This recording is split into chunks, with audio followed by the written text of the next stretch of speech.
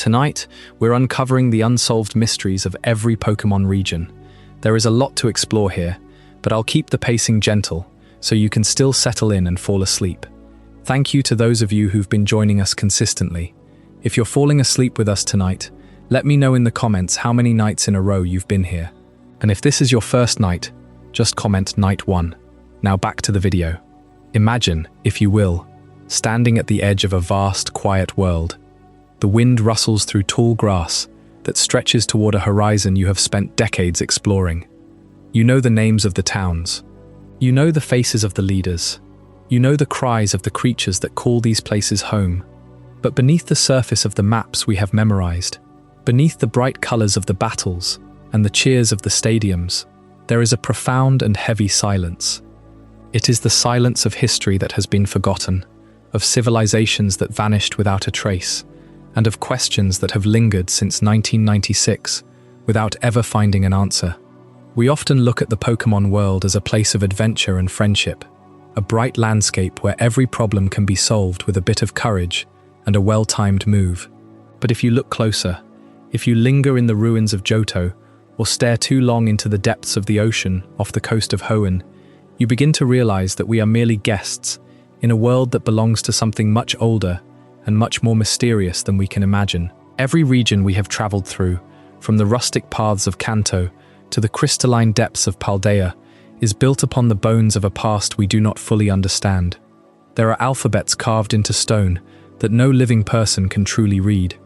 There are artifacts like the GS Ball that were handed to us decades ago and then tucked away, never to be opened, their contents remaining a permanent enigma.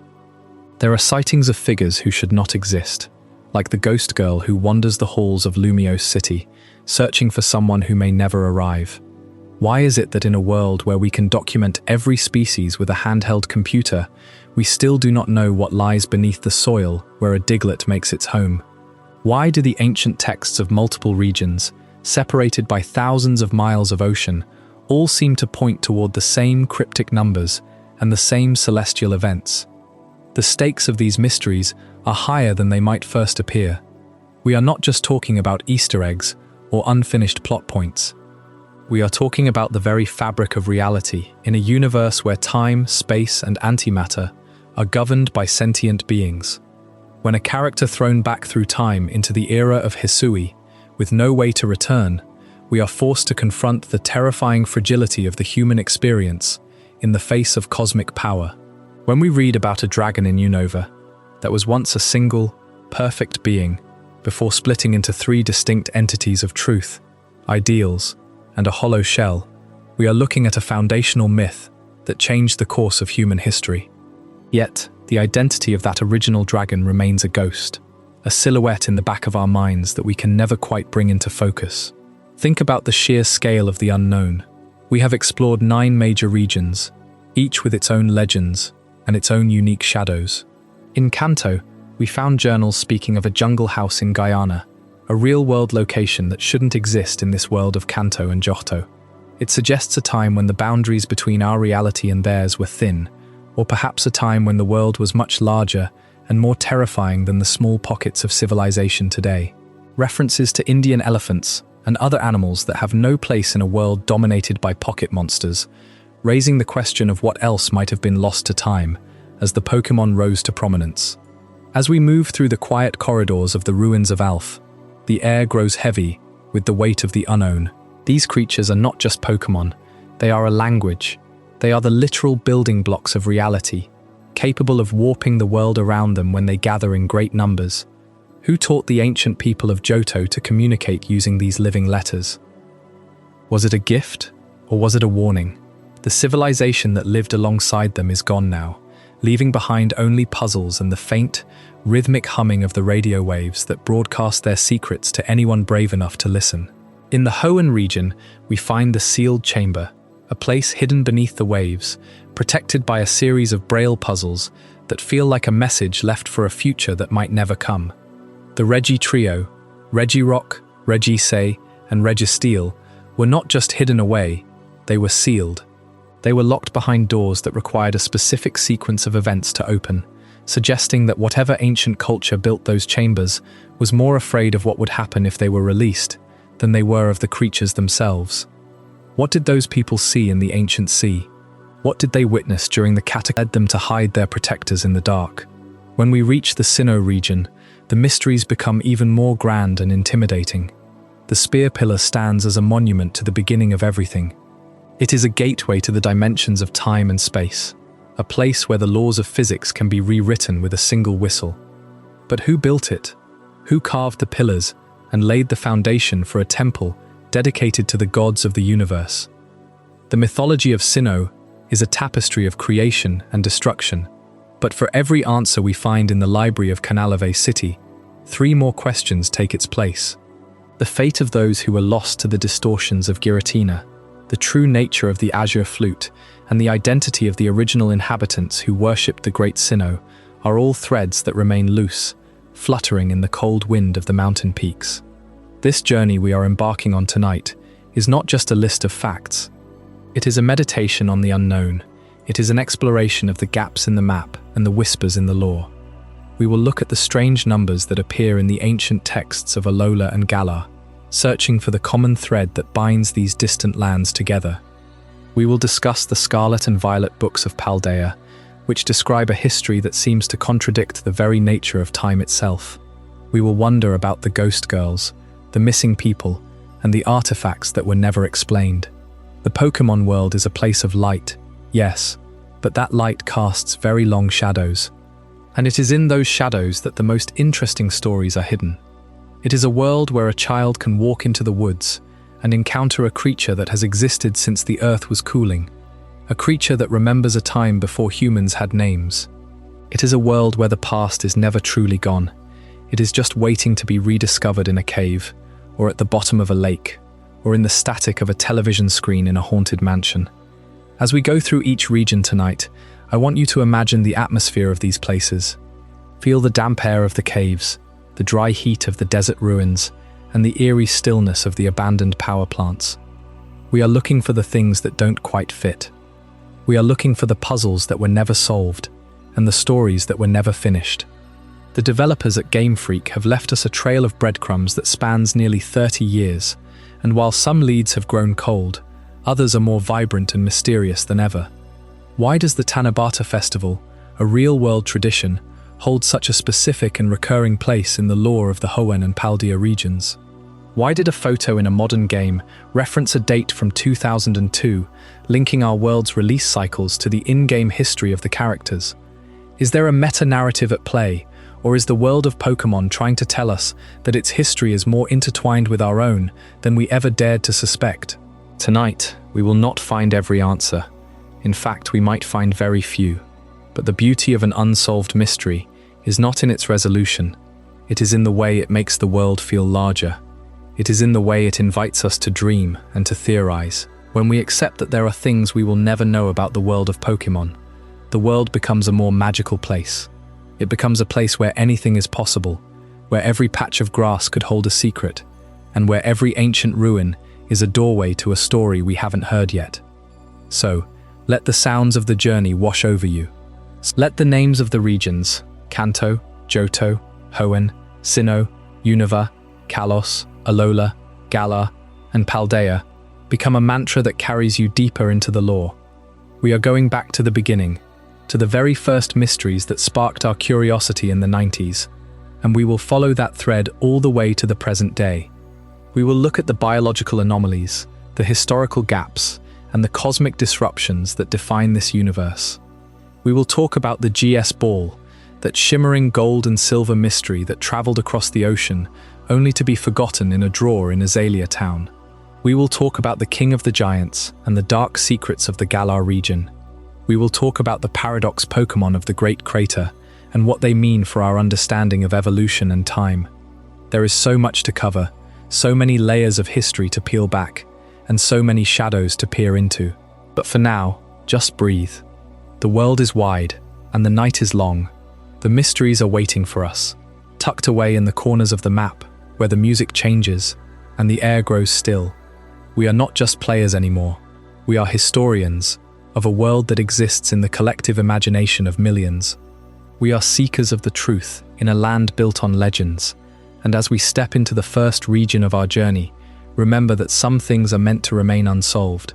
Some mysteries are not puzzles to be beaten, but stories to be felt. Let us begin our walk through the Kanto region, where it all started, where the first journals were written in a burned-down mansion and the first rumors of a hidden monster under a truck began to spread. The foundation of everything we know is here, but so are the first cracks in the narrative. The first hints that the world of Pokémon was much stranger than the instruction manual led us to believe.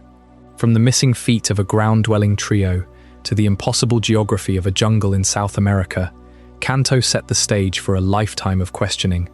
And as we move from the familiar paths of Pallet Town into the unknown, we will see that the mysteries only grow deeper with every step we take. There is an undeniable truth etched into the crust of every known continent in this world. Long before the first league was founded, long before the first Pokeball was ever carved from wood or stone, the ruins were already there, and they are everywhere. The question is not just what they are, but why they look the same, despite the vast oceans that have always separated them. From the quiet, mist-shrouded hills of Johto, where the ruins of Alph sit in a perpetual hush, to the crushing oceanic depths of Unova, where the abyssal ruins exist in a watery vacuum. From the sealed chamber of Hoenn, locked under the sea with puzzles that require a language we barely understand, to the spear pillar of Sinnoh, perched atop a frozen peak where the very fabric of reality was once manipulated. The pre-human hand shaped massive stones on every landmass. Kalos has its ultimate weapon buried in the earth, the remnants of a war that reshaped the continent. Paldea has its hidden crater and its Area Zero, a civilization that literally fell into the earth to escape something above. There are no exceptions. Every single region has a structure it cannot fully explain, a building that predates the memory of the people who live there today. This is the strangest detail of all: the stonework, the angles of the cuts, the alphabets. The ruins of Alph use Unmon, a living, breathing alphabet that can be rearranged to form words, but never a complete sentence. The abyssal ruins use a script that mirrors these symbols almost exactly. The Sinnoh ruins, a single building, connect the mythology of three separate regions. The architecture suggests a global network of knowledge, a singular civilization that spanned the entire known world, a world without borders. How else could the angles, the materials, the very geometry of these structures be so consistent from one continent to the next? It suggests a common origin, a people who once ruled the entire planet, building their temples with a shared blueprint, speaking a shared language that has since fallen completely silent. And then they vanished, completely. There is no single war recorded that destroyed them all at once. There is no gradual decline into the cultures today. The law is an absolute cutoff point. The civilization that built the ruins of Alph left no descendants who speak their tongue. The people of the abyssal ruins left the testament of their final king, buried deep on stone tablets, a voice crying out from the bottom of the sea. The civilization in Area Zero sealed themselves inside a massive crater, and the entrance was lost for centuries. They are gone, and the void they left is immense. The only inhabitants now are the Pokémon who guard their empty halls. The Regi, the unknown, the guardians of the spear pillar. They wait for masters who will never return. To walk through the ruins of Alph is to feel the weight of a question that was never meant to be answered.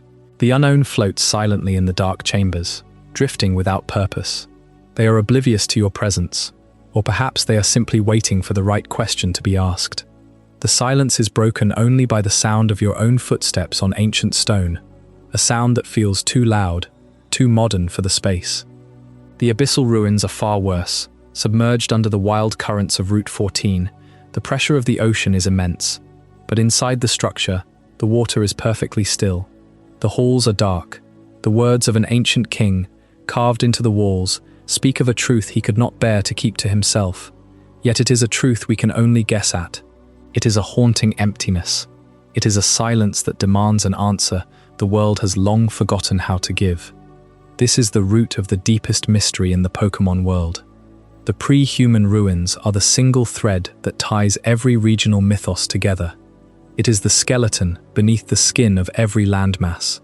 The consistency of the architecture points to a global ancient world, a single connected civilization. The sudden disappearance points to a singular, world-altering event that struck every continent at the exact same moment. The silence of the ancients is the loudest mystery in the world. It is a shared lineage of loss that every modern inhabitant is walking through, trying desperately to hear an echo that has long since faded into the stone. We have lingered in the quiet of their stone cities, tracing the shapes of their abandoned alphabets. But the world is not just filled with old stones. It is filled with living contradictions, creatures that should not exist by the rules we take for granted. In our next chapter, we turn away from the structures of the past and look directly at the strangeness that walks among us, a deep dive into the anatomy of the impossible. Chapter 2 is called The Biological Anomaly.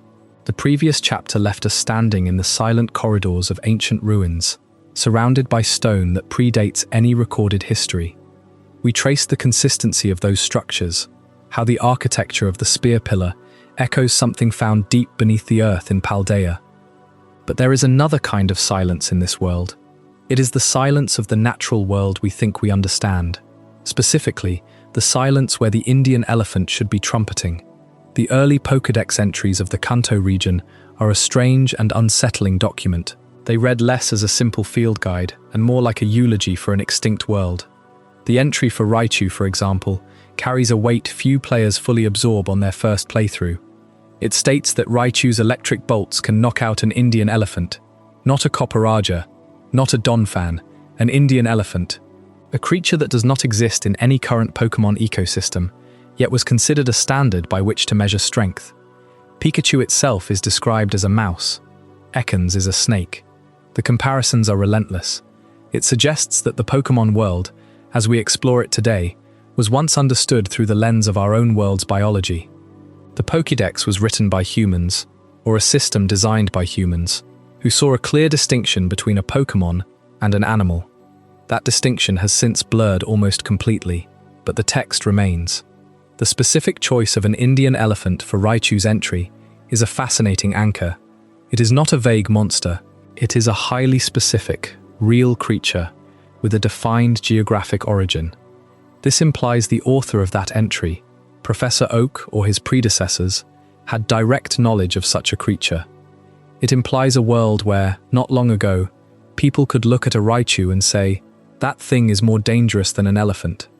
It frames the Pokémon as overwhelmingly superior to standard life, but it also plants a seed of doubt.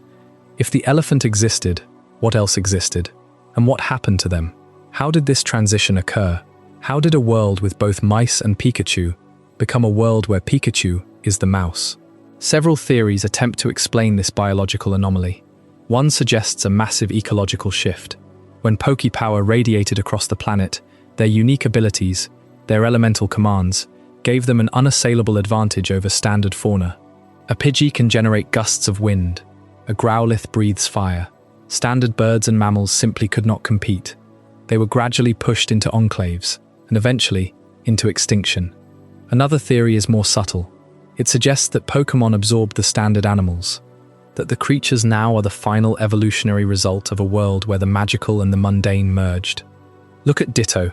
It can transform into anything, but its original form is a blob of cellular fluid. Is Ditto a remnant of the primordial soup, or is it a remnant of the base template that allowed nature to be overwritten by Pokémon? The lingering question, the one that hangs over every forest path and quiet pond, is whether these animals still exist somewhere in the shadows. The anime of the late 1990s showed real fish, real worms, real birds, pecking at the ground alongside Pokémon. They were phased out quietly, as if the animators realized the inconsistency. But in the games, the only proof we have is the text. There is no hidden habitat for the Indian elephant. There is no secret safari zone for standard deer. But the fact that the Pokédex continues to reference them, even in later generations, suggests a collective memory, a species memory. The Pokémon world remembers what it lost. Let us examine the exact wording of the Kanto Pokédex for Raichu. When Raichu's electric charges reach dangerous levels, it can be observed to stop in its tracks in order to dig its tail into the ground. It can be seen standing on its tail as it prepares to fire a devastating thunderbolt, Its tail is used to ground itself and to increase the power of its attacks. It can knock out an Indian elephant in one bolt. The stark final sentence. It is presented as a fact. The Pokédex does not treat the Indian elephant as a myth. It treats it as a known quantity. What about the Pokémon Mansion journals? They explicitly mention Mew being discovered in the deep jungles of Guyana, a real country in South America. This completely dismantles the idea that the Pokémon world is a distinct universe, with no connection to our own. It implies that our reality and the Pokémon reality share a history that somehow diverged. Perhaps the moment Pokémon appeared, the old world began to fade. The old animals became the ghosts in the machine of the new ecosystem. This biological silence is a language unto itself. The absence of the Indian elephant speaks louder than its presence ever could. It tells us that the world of Pokémon rests upon the bones of another world. We hear the echoes of its name in the Pokédex entries, whispers of a forgotten creation. This is the language of a world that has been replaced. This is the language of the void that exists between our reality and theirs. A void that may soon find a voice. To explore that voice, we must look not at the biology of the world, but at the strange alphabets that appear on buried stone. The unknown are not just creatures, they are a message. They are the first utterance of a civilization that learned to speak before humanity existed. In the next chapter, we will decipher that message. We will explore the language of the void and what it means for the existence of time itself. The previous chapter left us with the Indian elephant, a ghost of the real world, wandering through the pages of an old Pokédex, a creature that should not exist in a world of Pokémon. That unsettling detail opened a door we have not yet closed. A door that leads not only to the forgotten corners of biology, but to the very foundations of meaning itself. Because if there are animals hiding in the margins of the Pokédex, what else is hiding in the margins of history? What about the things that are not flesh and bone, but symbols and shapes? The ruins of Alph rise from the grass of Johto like a question mark carved in stone. They are not the largest ruins in the Pokémon world, nor the most ornate, but they are among the oldest and most baffling. Deep inside those chambers, on walls that predate any known civilization, you will find a series of strange markings. At first glance, they look like random scratches, perhaps a primitive attempt at art or decoration. But they are not random, they are letters, a complete alphabet of 26 distinct characters, each one a living Pokémon, the unknown. They were discovered during excavations of the ruins of Alph in the late 1990s, discovered not as fossils or carvings, but as living creatures, drifting silently in the darkness. Small, black, cyclopean beings, each one shaped like a different letter of a non-human alphabet. They hover in the air, making no sound, and they gather in patterns that form words. The very first thing researchers noticed was that the unknown could be arranged to spell out messages, English words, phrases, sentences that seemed to be left by someone, or something, long ago. And that is where the mystery deepens. Because the unknown are not just shaped like letters, they are the letters. They do not represent a language, they are the language itself. This raises a question that has haunted linguists and archaeologists in the Pokémon world ever since. Did the unknown create language, or did language create the unknown? Consider the implications. If the unknown are a form of life that exists as characters, then they are the very building blocks of written communication. They could be the source of all human alphabet systems, the proto-alphabet from which every culture derived its symbols. The carvings in the ruins of Alph are not just ancient inscriptions, they are a living scripture. The walls of the main chamber contain hidden messages, sequences of unknown, that read things like escape and fire and light. These words are not decorative. They seem to be commands, instructions, perhaps even warnings. And the same script appears elsewhere. In the Tanobi ruins of the Sevi Islands, a set of chambers that seem to be a distant echo of the ruins of Alph. The walls are covered with the same unknown characters. The Tanobi ruins are isolated, far from Johto, but the resemblance is unmistakable. How did the same alphabet, the same living letters, make its way across an ocean to a remote archipelago? Was there a civilization that spread this language? Or did the unknown themselves travel across the world, drifting like spores on the wind, settling in places where the boundary between thought and reality was thin. The most unsettling part is that we have found traces of this script not only in ancient ruins, but in modern texts. In Paldea, among the ancient writings of the Scarlet and Violet books, there are symbols that match the unknown alphabet, not identical, but close enough that researchers have noted a connection. In Galar, on carvings found in the Crown Tundra, the same shapes appear again, worn down by centuries of frost. This is not coincidence. This is a thread that runs through the entire history of the Pokémon world, a thread that says the language of the void is older than any empire. And if the unknown are the letters, then what are the words? What is the sentence that they are trying to spell? The hidden messages in the ruins of Alph suggest that the unknown are capable of forming coherent phrases. But those phrases are fragmentary. They are like pieces of a larger text that has been scattered across time and space. Some theorists believe that the unknown are not a language at all, but a prison, that they are the scattered remains of a consciousness that was broken apart and sealed into alphabet form. Others believe that the unknown are the raw material of reality, that the universe itself was written into existence using these characters, and that by arranging them, we can reshape the world. But we do not know. We have never known. The ruins of Alph remain open to explorers, yet no researcher has ever decoded the full meaning of the walls. The unknown themselves do not speak. They do not explain. They simply hover, waiting for someone to read them correctly. Perhaps the scariest possibility is that the unknown are not a record of language, but the seed of it, that long before humans had words, these creatures existed as pure meaning, and that our ancestors saw them and imitated them, carving the first letters into stone. In that sense, every alphabet on Earth is a copy of the unknown. Every word you have ever read is a distant echo of their silent forms. And if that is true, then the unknown are not just a mystery of the Pokémon world. They are a mystery of our own world, a mirror held up to the nature of communication itself. But there is another shadow in the ruins, a shadow that falls over the entire history of Pokémon, a shadow that begins not in Johto or the Sevi Islands,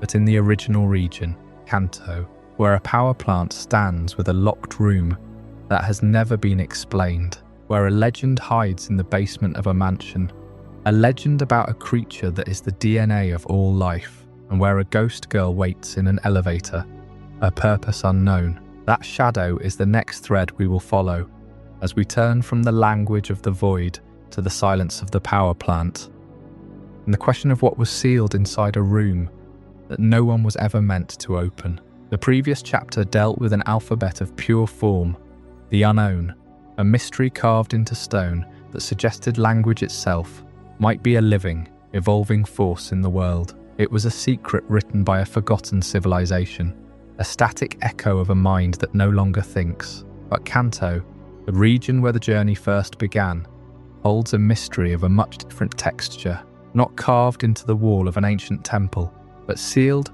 behind a heavy metal door in a place where the only sound is the low, dying sigh of a civilization's abandoned ambition. The unknown spoke a language of the void. The Kanto power plant is a void of another kind entirely. The power plant was built to be the heart of the region, a massive, sprawling complex constructed to harvest the raw force of nature, electricity itself, and funnel purpose into the homes and cities of Kanto. It must have hummed with an incredible energy once. The walls would have vibrated with the very pulse of progress. The floors would have thrummed under the weight of machinery, tasked with holding back the dark for an entire population.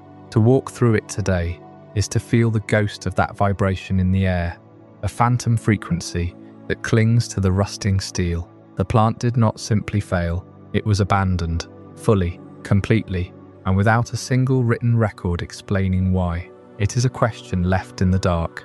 Was it a technological collapse, a cascading failure that made the facility too dangerous to staff? Was it an economic shift that rendered the massive generators obsolete, leaving the structure to rot rather than be maintained? Or did something happen within those walls that made the decision to seal the doors feel less like a choice and more like an absolute necessity. The historical record offers no answer. The silence itself is the only testimony. And in that vacuum, as it always does, nature began to reclaim the structure. But nature in the world of Pokémon takes a very specific and very unsettling form. Electric-type Pokémon found the power plant to be a perfect sanctuary, a kingdom of ambient charge. Magnemites swarm the magnetic fields in dense clusters, their single eyes glowing as they gorge on residual energy that still leaks from the capacitors. Electabuzz stalk the main halls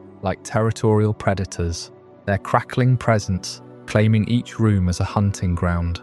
Pikachu and Raichu nest in the control rooms, their cheeks sparking in the absolute darkness, creating brief flashes of light that reveal the empty chairs and dead screens of the operators who never returned. But the most unnerving inhabitants are the Voltorb. They sit in perfect stillness, mimicking the very Pokeballs that once belonged to the human caretakers. They are traps. Every corridor holds a silent, explosive sentinel waiting for a misplaced step. One has to wonder if the Voltorb are simply inhabiting the space, or if they are acting as something more deliberate. Guardians. Guardians of a secret the facility was never meant to keep. And that brings us to the heart of the mystery. In the original games, the player can navigate the entire labyrinth of the power plant. They can battle the wild Pokémon, restore the machine for the energy crisis in Cerulean City, and leave. But hidden in the depths of the building, there is a door. It is locked. There is no key hidden in the game, no complex side quest, no non-player character who holds the answer. It is simply a locked room. In a world of endless exploration, coded secrets and hidden pathways, this dead end is one of the most haunting moments in all of Kanto. The mind naturally rushes to fill the void. What was inside that room? Why was it sealed? What were they hiding? The most persistent urban legend whispered among players in the late 90s claimed that this room held Mew. It was a theory that circulated before the discovery of the event on Cinnabar Island, long before the truck by the SS, and became a playground myth. The power plant was the strongest candidate for Mew's true hiding place. The logic was strange but compelling. The plant generated an immense amount of raw energy, a chaotic soup of radiation that could stir genetic material. The lore of the Pokémon Mansion suggested Mew was the genetic ancestor of all Pokémon, a creature of pure potential. Perhaps it was drawn to the raw, uncontrolled energy of the power plant. Perhaps it slept within the machine itself, a ghost in the wire waiting to be discovered.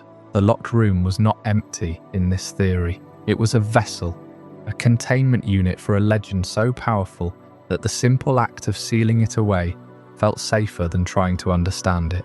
Of course, Mew was eventually found through official events, but that never resolved the mystery of the room itself. Why build a space that has no function, no key, no story? It exists as a perfect unanswered question. It invites you to stand in front of the sealed metal and wonder, was it cut content? A design remnant of a larger plan that was scrapped? Or is it an intentional void?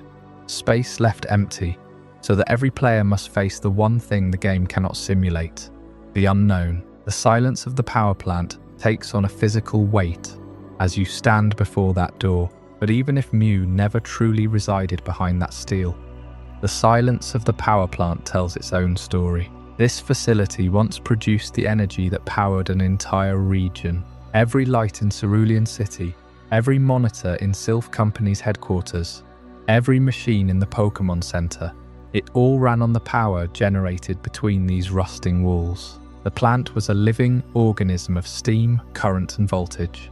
Now the silence is so deep, it becomes a presence you can almost touch. The machines are sleeping giants. The air tastes of copper and ozone, the breath of a body long dead. It feels as though the entire facility is holding its breath, waiting for a switch to be thrown that will never come. This eerie stillness is what makes the Kanto power plant such a powerful piece of lore. It is a monument to human ambition, abandoned by its creators and overtaken by a world that has no need for it anymore. The Voltorb do not care about the politics of energy. The Magnemite do not mourn the loss of industry. They simply exist in the space left behind, and yet the plant still holds its secret. That locked door remains a perfect, silent refusal to give up its truth. It stands as a testament to the fact that some questions are built into the very foundations of the world, sealed away forever. And perhaps the answer was never meant to be found in the light of the silent generators. The true mystery of the power plant might not be what is locked in that room, but what connects it to the vast, unseen world that exists directly beneath our feet. There is a network of tunnels in Kanto, a layer of the region that exists in perpetual shadow. The power plant's foundations must touch this realm. The answers to its abandonment, the reasons for its guardians, might not be found in the static air above. They lie in the patient darkness below, in the hollow spaces that were never meant to be illuminated. The silent room is not the end of the path. It is a door that leads directly into the heart of the underground Enigma. And that Enigma is a story that has only just begun to stir beneath the earth. From the shadow of the power plant's locked room, we now turn our gaze downward, into the earth itself. Because if the abandoned facility left us with one unanswered question, the ground beneath our feet holds something even stranger. Something that has been staring us in the face since the very first generation of Pokémon, yet remains as enigmatic today as it was 20 years ago. I'm talking about Diglett, and by extension, Dugtrio. These are creatures that every trainer knows on sight. Tiny brown bodies, wide eyes, a nose that seems almost cartoonishly round. They pop out of holes, they dig tunnels, they appear in the wild with an almost comedic frequency. But here's the thing that has unsettled researchers for decades. No one has ever seen what lies beneath the surface. Not a single trainer, not a single scientist, not a single photograph or video or sketch that shows anything other than the head and the upper torso of these Pokémon. And the question that lingers quietly is this: why? Let's start with the biological impossibility. Diglett and Dugtrio are classified as ground-type Pokémon. They live almost entirely underground, burrowing through soil and rock, at speeds that seem physically impossible for their size. Their official Pokédex entries describe them as spending most of their lives beneath the earth, only occasionally surfacing to expose their heads. But here's where the mystery deepens. If they spend their lives digging, they would need limbs. They would need feet, or claws, or some form of propulsion to move through solid dirt. Yet every single depiction, every game sprite, every anime appearance, every official artwork shows nothing below the neck. It's as though the creature simply ends at the collar of its own skin. And this is not a case of simple artistic oversight. The designers at Game Freak have had decades to retroactively add feet. They've updated sprites, redesigned models, created new animations for modern consoles. But never once has a Diglett been shown with legs. This decision, whether intentional or accidental, has become a defining feature of the species. It's a mystery that the franchise itself seems to embrace. Now consider the implications. If Diglett and Dugtrio have no visible lower bodies, how do they actually dig? How do they tunnel through solid rock? Some theories suggest that their bodies are simply much longer than what we see. That the head is just the tip of a long snake-like form that extends deep into the earth. But if that were the case, we would expect to see some evidence of movement beneath the surface. The ground should ripple, the soil should shift. Instead, Diglett appears to simply emerge, as if the earth itself parts to let them through. Then there is the matter of Dugtrio. 3 Diglett fused together, sharing a single consciousness. 3 heads, 3 faces, but still no hint of a lower body. If each Diglett is a separate entity with its own underground length, do they somehow merge their lower halves into a single root system? Or are the 3 heads simply the visible part of a much larger organism that we cannot comprehend? The official lore offers no answers. It simply presents the creature and moves on. But the mystery is not just biological, it's ecological. Consider the Diglett's cave. The tunnel that runs between Route 2 and Route 11 connecting the area near Viridian City to the outskirts of Vermilion City. This cave is famously short, well lit, and filled with Diglett and Dugtrio. It's one of the few places where trainers can reliably encounter these Pokémon. But look at the context. The cave is located directly beneath the path that connects two major cities, and Vermilion City itself was built on a foundation of reclaimed land, a city that expanded outward into the sea. The entire southern coast of Kanto was shaped by human hands. So here's the question. Did the presence of Diglett and Dugtrio make the construction of Vermilion City possible? Or did the construction of Vermilion City, in turn, force these Pokémon to dig the very tunnels we now walk through?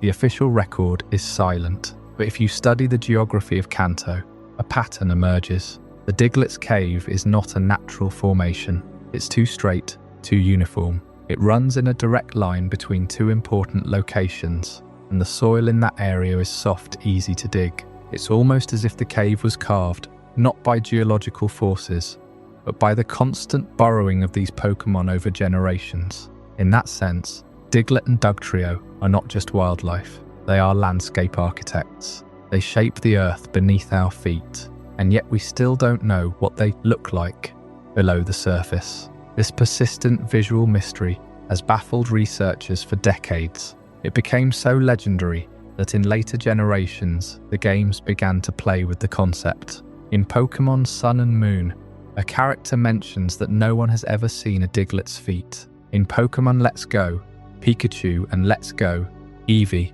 the player can even have a Diglett follow them, and it still appears as just a head floating above the ground. The joke is on us. The franchise acknowledges that we are all collectively obsessed with something that may never be revealed. But what if the truth is stranger than we imagine? What if Diglett and Dugtrio are not actually incomplete? What if what is the entire creature? In that case, their ability to dig through solid earth would defy the laws of physics entirely. They would be tunneling, not by pushing with limbs, but by some other mechanism. Perhaps by manipulating the ground itself at a molecular level, a form of geokinesis that allows them to phase through rock. That would explain why no one has ever seen their lower bodies. There is no lower body to see, and that in turn raises an even more unsettling possibility.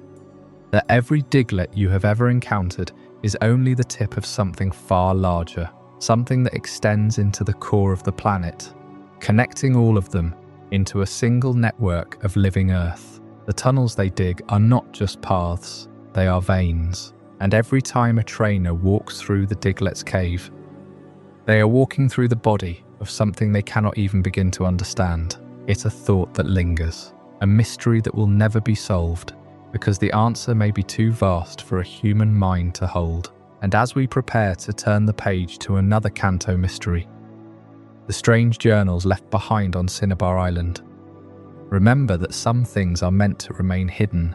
The Earth keeps its secrets, and perhaps that is exactly how it should be. We close the last chapter standing at the edge of a mystery that defies biology. The missing lower half of Diglett and Dugtrio, a blank space in the fossil record that no excavation has ever filled. But if you thought that was unsettling, wait until we turn our attention to another hole in the world's knowledge. One that is not underground, but written in ink and sealed inside the rumbling walls of the Pokémon Mansion on Cinnabar Island. Cinnabar Island itself is a contradiction, a volcanic outcrop that once housed a thriving research community, now largely abandoned except for the ghosts of ambition and the faint, lingering scent of ozone and chemical sterilization. The mansion sits at the island's northern edge, its facade weathered by salt spray and volcanic ash. Inside, the corridors are dark, the floor tiles cracked, and on the second floor, in a small room with a desk and a sleeping bag, lie the journals that would change everything we thought we knew about the boundaries of the Pokémon world. The journals are written by Dr. Fuji, one of the lead researchers on what was then called Project Mewtwo. Most of the entries are clinical, notes on gene splicing, energy levels, the psychological stability of the cloned subject. But one entry stands out, not because of its science, but because of its geography. In that entry, Fuji writes that the key to Mew's DNA was found in the jungles of Guyana. Guyana, a real country on a real continent, South America. For a moment, let that sink in. The Pokémon world has always existed in a kind of parallel geography. Its regions, Kanto, Johto, Hoenn, are inspired by real-world locations, but they are never explicitly placed on a map of Earth. There are no oceans labelled Atlantic or Pacific. Yet here, in an official journal from the core of the canon, a research team admits to travelling to a literal jungle in a literal country that exists in our world. The implications ripple outward like seismic waves. If the jungles of Guyana exist in the Pokémon world, then what else exists? The Amazon, the Andes, the Indian subcontinent, where the Indian elephant was once sighted. According to an early Pokédex entry, this is not a mere flavour text. It is a crack in the fourth wall, deliberate admission that the world of Pokémon is not a separate universe, but a hidden layer of our own, where the creatures we call Pokémon have always lived alongside us, just out of sight, until the modern era revealed them. But the journal entry does not stop at geography. It reveals the ethical void at the heart of the mansion's work. The researchers who went to Guyana did not simply observe Mew, they captured it. They brought it back to Cinnabar, and they began to splice its genes with those of a human. That human was a young girl named Amber, whose father had died in an accident and whose genetic material was donated by her grieving mother. The result was Mewtwo, a being of immense psychic power, born from the combination of a mythical creature and a child's DNA. There is no record of Amber's consent, nor of the mother's full understanding of what was being done. The journals are silent on the ethics. They only note the results. The creature grew too powerful, too unstable. It broke free, destroyed the mansion's laboratory, and fled into the wilderness, leaving behind a trail of shattered equipment and guilt that would never be addressed. What happened to the researchers after that? The journals end abruptly. Some entries suggest they left Cinnabar to continue their work elsewhere, perhaps in a secret facility that has never been discovered. Others hint at darker fates, fires, disappearances, quiet deaths by poisoning. One thing is certain, the island's population dwindled. The Pokémon League eventually closed the mansion to the public, sealing it behind locked doors and electrical traps. Today, only a handful of elderly residents remain on Cinnabar, and they do not speak of the mansion. They do not even look at it. The final fate of the researchers is a mystery that lingers like smoke in a sealed room. Did they scatter across the world, carrying the knowledge of cloning and gene manipulation to other regions? Or did they stay on Cinnabar, buried in unmarked graves beneath the volcanic ash, their secrets buried with them? The journals give no answer. They only offer a location, Guyana, and a question that has never been resolved. And that question, like the missing feet of Diglett, like the locked room in the power plant, like the silence of the ancients, pulls us deeper into the unseen threads that connect every region. Threads that will soon lead us to Johto, where another set of ruins holds another set of words that refuse to be read. The echoes of the ruins of Alph are pulsating, and they are calling. Chapter 7, Johto. The echoes of the ruins of Alph, the Cinnabar journals, left us with a jarring question. If the Pokémon world contains real-world geography like the Guyana jungle, where does the boundary between fiction and reality truly lie? That same unsettled feeling returns when we cross the sea from Kanto into Johto, toward a place that seems to hum with something older than any map. The ruins of Alph are not just ancient stones.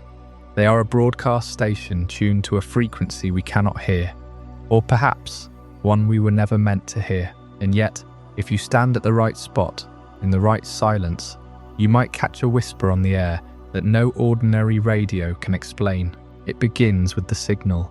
In the early days of Johto's exploration, researchers noticed something peculiar. Within a certain radius of the ruins of Alph, their radio equipment would pick up a faint repeating pattern. Not music, not voice, not any known encoding. It was a series of pulses, almost rhythmic, as if the ruins themselves were transmitting a message into the empty space around them. The signal faded the moment you stepped beyond the perimeter, and inside the chambers, it became a low, ghostly hum that seemed to vibrate in the bones rather than the ears. No one has ever decoded it. No one knows who or what is on the other end. But the radio anomaly is only the surface. Deeper still is the connection between these alphabet-shaped Pokémon and the very fabric of time and space. The unknown, as they are called, are more than just living letters. They are symbols that, when arranged in certain patterns, seem to resonate with the fundamental forces of the universe. It is not a coincidence that the ruins of Alph were built to react specifically to the presence of these Pokémon. The walls themselves are covered in carvings that mimic the unknown shapes, and ancient puzzles require the player to spell out words using these creatures to unlock hidden chambers. Why? Because the architects understood something we have forgotten. Language is not just a tool for communication, it is a key, and certain words, when spoken or written in the right form, can summon what should remain asleep. Think of the creation trio, Alph and Giratina, the embodiments of time, space, and antimatter. In Sinnoh, their summoning is tied to the spear pillar and the red chain, a physical artifact. But in Johto, the legends hint at a different mechanism. The unknown are not just guardians of a forgotten alphabet. They are the building blocks of reality. In the anime and in certain game lore, the unknown have been shown to warp reality around them, manifesting thoughts into physical form. They are the words of a primordial language that predates humans, Pokémon, and even the continents themselves. If the creation trio represent the forces that shaped the universe, then the unknown represent the language that describes those forces. To summon a god, you must first learn to speak its name. But who built the ruins? The Johto people, the ones we know from the present day, did not construct these chambers. The stone puzzles are far older than any recorded civilization in the region. There are no historical records, no oral traditions that explain why the rooms are shaped like letters, or why the floor patterns align with constellations that no longer exist in the night sky. The missing link is a gap of millennia. The architects of the ruins of Alph were a people who lived before the rise of the Johto tribes, before the founding of Ekritique City and the burned tower. They understood the unknown, not as Pokémon to be caught, but as glyphs of power. They built the ruins as a kind of library, or perhaps a prison, for a force that could not be allowed to wander freely. And then they vanished, leaving behind only the echoes of their language and the faint hum of a transmitter that still broadcasts into the void. What happened to them is a question that the present-day archaeologists refuse to answer, because they have no evidence. The walls do not tell of war, disease, or migration. They simply stop. The carvings become more abstract, the puzzles become unsolvable, and then the tunnels end in blank stone. It is as if the builders erased themselves from existence, leaving only the words they had carved. And those words, the unknown, remain, waiting, listening, perhaps even answering the radio signals from somewhere deep within the earth. But there is another layer. In the basement of the ruins of Alph, behind a series of puzzles that require you to spell out words like light and waiter, there is a chamber that contains nothing but a single, massive wall of unreadable script. No one has deciphered it. No one has even dared to touch it, because when researchers approached, the unknown in the surrounding rooms began to move, forming patterns that had never been documented before. Some believe that wall is a door, others believe it is a warning, and the signal, that strange, repeating radio pulse, grows slightly louder every time the unknown rearrange themselves in the main hall. It is as if the ruins are learning, or remembering, and the transmission is getting closer to its destination. What lies beyond that wall? What civilization built these urn chambers and then disappeared so completely that even the Johto people have no memory of them? That is the story we will explore next. The ruins of Alph are only the beginning. Beneath the soil of Johto, there is a city that never had a name, a people who left no bones, and a language that might still be speaking. The question is not whether they vanished, but whether they ever truly left. Those radio signals we spoke of, the ones that only resonate within the hollow chambers of the ruins of Alph, are not just anomalies, they are echoes. And if you listen closely, they tell a story that predates the Johto we know by millennia. The unknown, those living letters, are the source of that hum, and they have always been tied to something far larger than a simple alphabet puzzle. But the question we must ask is not what the unknown are, it is what the civilization that built their prison was. Because the ruins of Alph are not a temple, they are a vault, deep beneath the earth, where the walls are etched with symbols that predate any known human language. The ancient Johto people placed the unknown. They did not worship them, they feared them. And that fear was not born from ignorance. It was born from knowledge. The same knowledge that led them to seal the unknown away, behind puzzles that require a specific order of touch, a specific sequence of presence. They didn't want anyone to accidentally let them out. They wanted to ensure that if anyone ever did, they would already understand the cost. But to understand why they feared the unknown so profoundly, we have to look at what came before the sealing. We have to look at the civilization that thrived in Johto when the unknown was still free, and that civilization left behind more than just ruins. It left behind a culture that still echoes in the modern Johto region, though most have forgotten its origin. I am speaking of the Pokéathlon. The Pokéathlon, the athletic competition of speed, power and precision, is not a modern invention.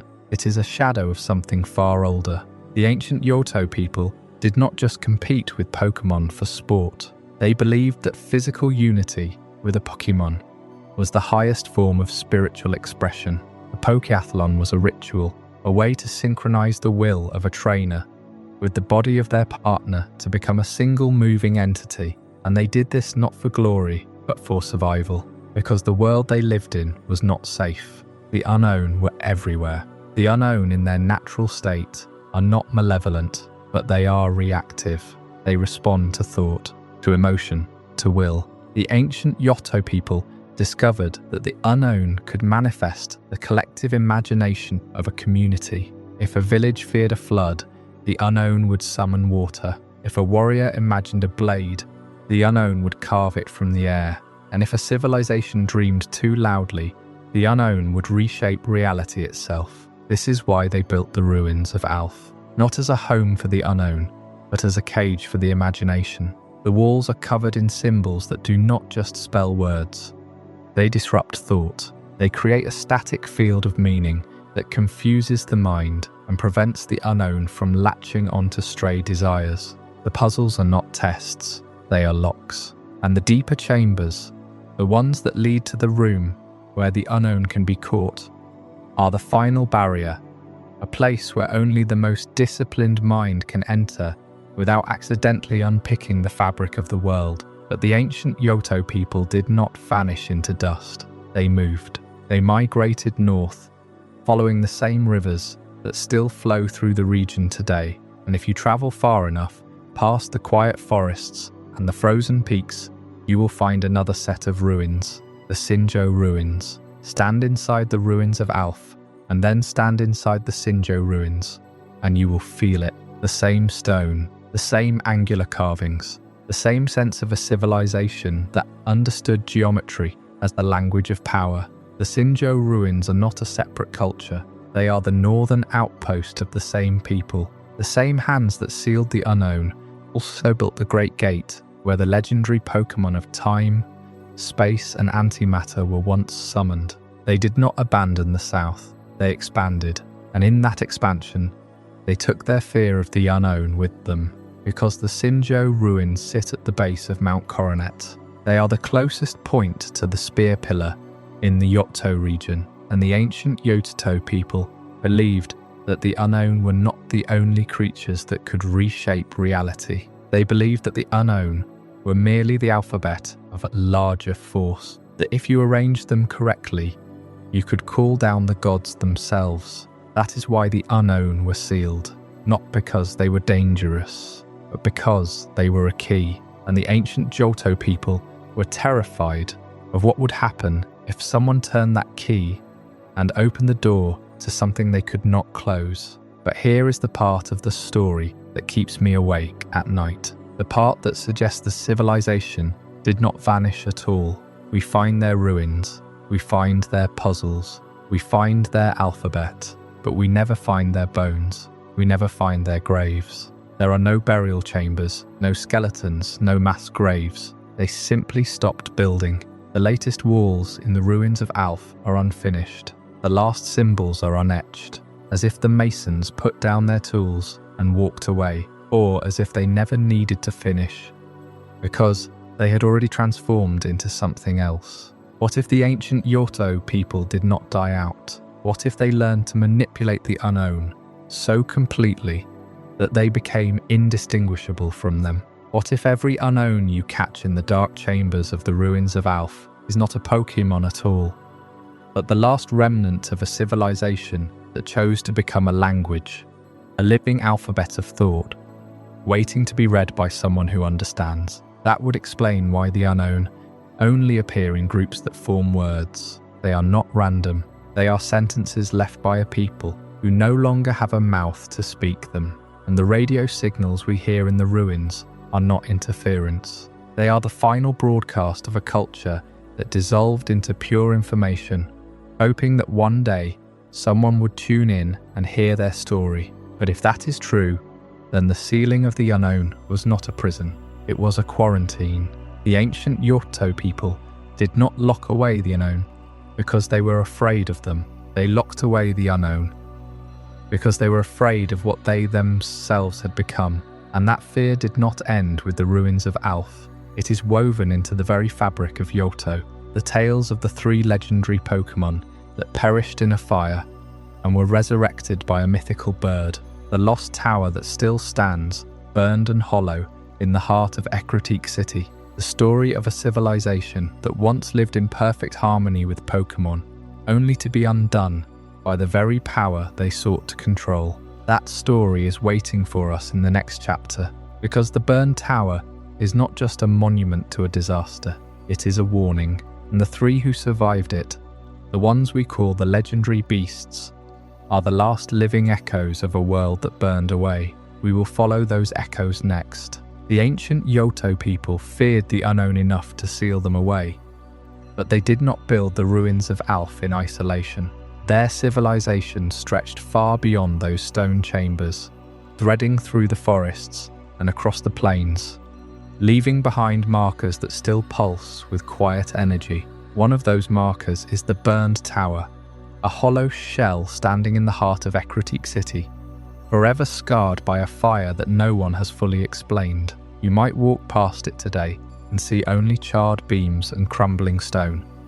But the tower holds a story that reaches into the very origin of 3 legendary Pokémon and into the strange, unanswered question of an orb known as the GS Ball. Long before the fire, the tower was called the Brass Tower, and it stood as a twin to the Bell Tower on the opposite side of Ecruteak. Both were built as places of worship, and each housed a sacred artifact. The Bell Tower held the clear bell, used to call upon Ho-Oh, the rainbow Pokémon. The Brass Tower held the rainbow wing, a feather from Ho-Oh itself, and it was there that 3 nameless Pokémon lived within its upper floors. They were ordinary creatures in the eyes of history, unnamed, unremarkable, but they were present the night.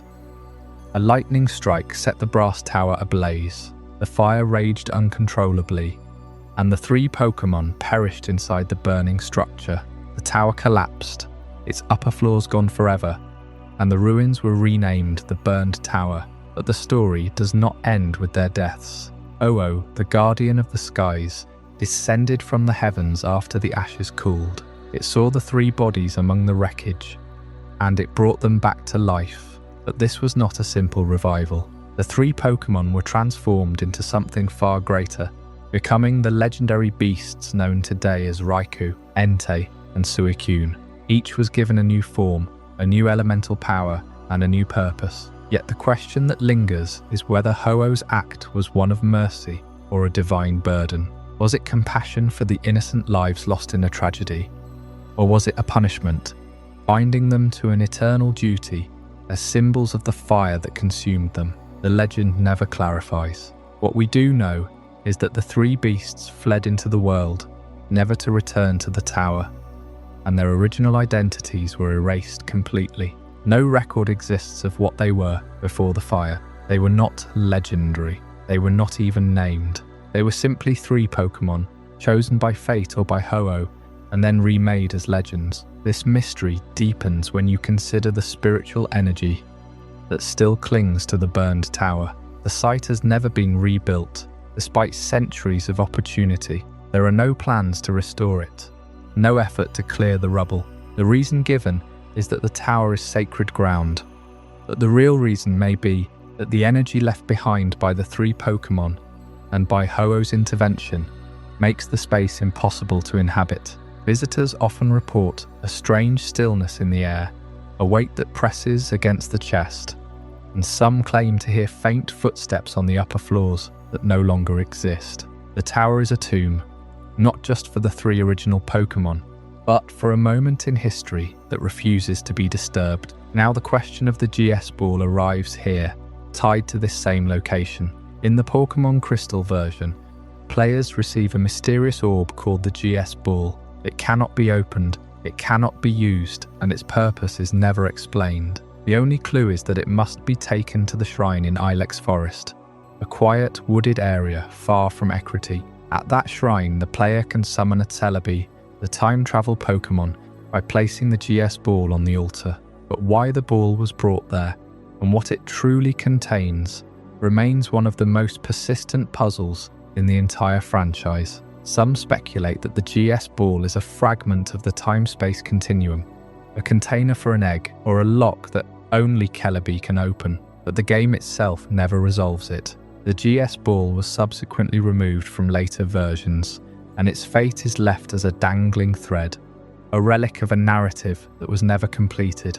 Perhaps the GS Ball is connected to the three nameless Pokémon. Perhaps it holds the memory of what they once were, before Ho-Oh remade them. Or perhaps it is a key to a different timeline, one where the tower never burned. The shrine in Ilex Forest is itself an ancient site, older than the ruins of Alph, and its spiritual energy hums with the same quiet frequency as the burned tower. Both places mark a boundary between the world of the living and the world of the forgotten. To understand one, you must listen to the other. As you drift deeper into sleep, consider the possibility that the three beasts are still searching for their original names, and that Ho-Oh's gift was not mercy, but a curse of eternal restlessness. And when you wake, the next mystery awaits in the depths of the sea, where a sealed chamber holds a language written in Braille, and three titans sleep beneath the waves. Hoenn. The Braille of the sealed chamber is the chapter that follows, and its silence is even older than Johto's ashes.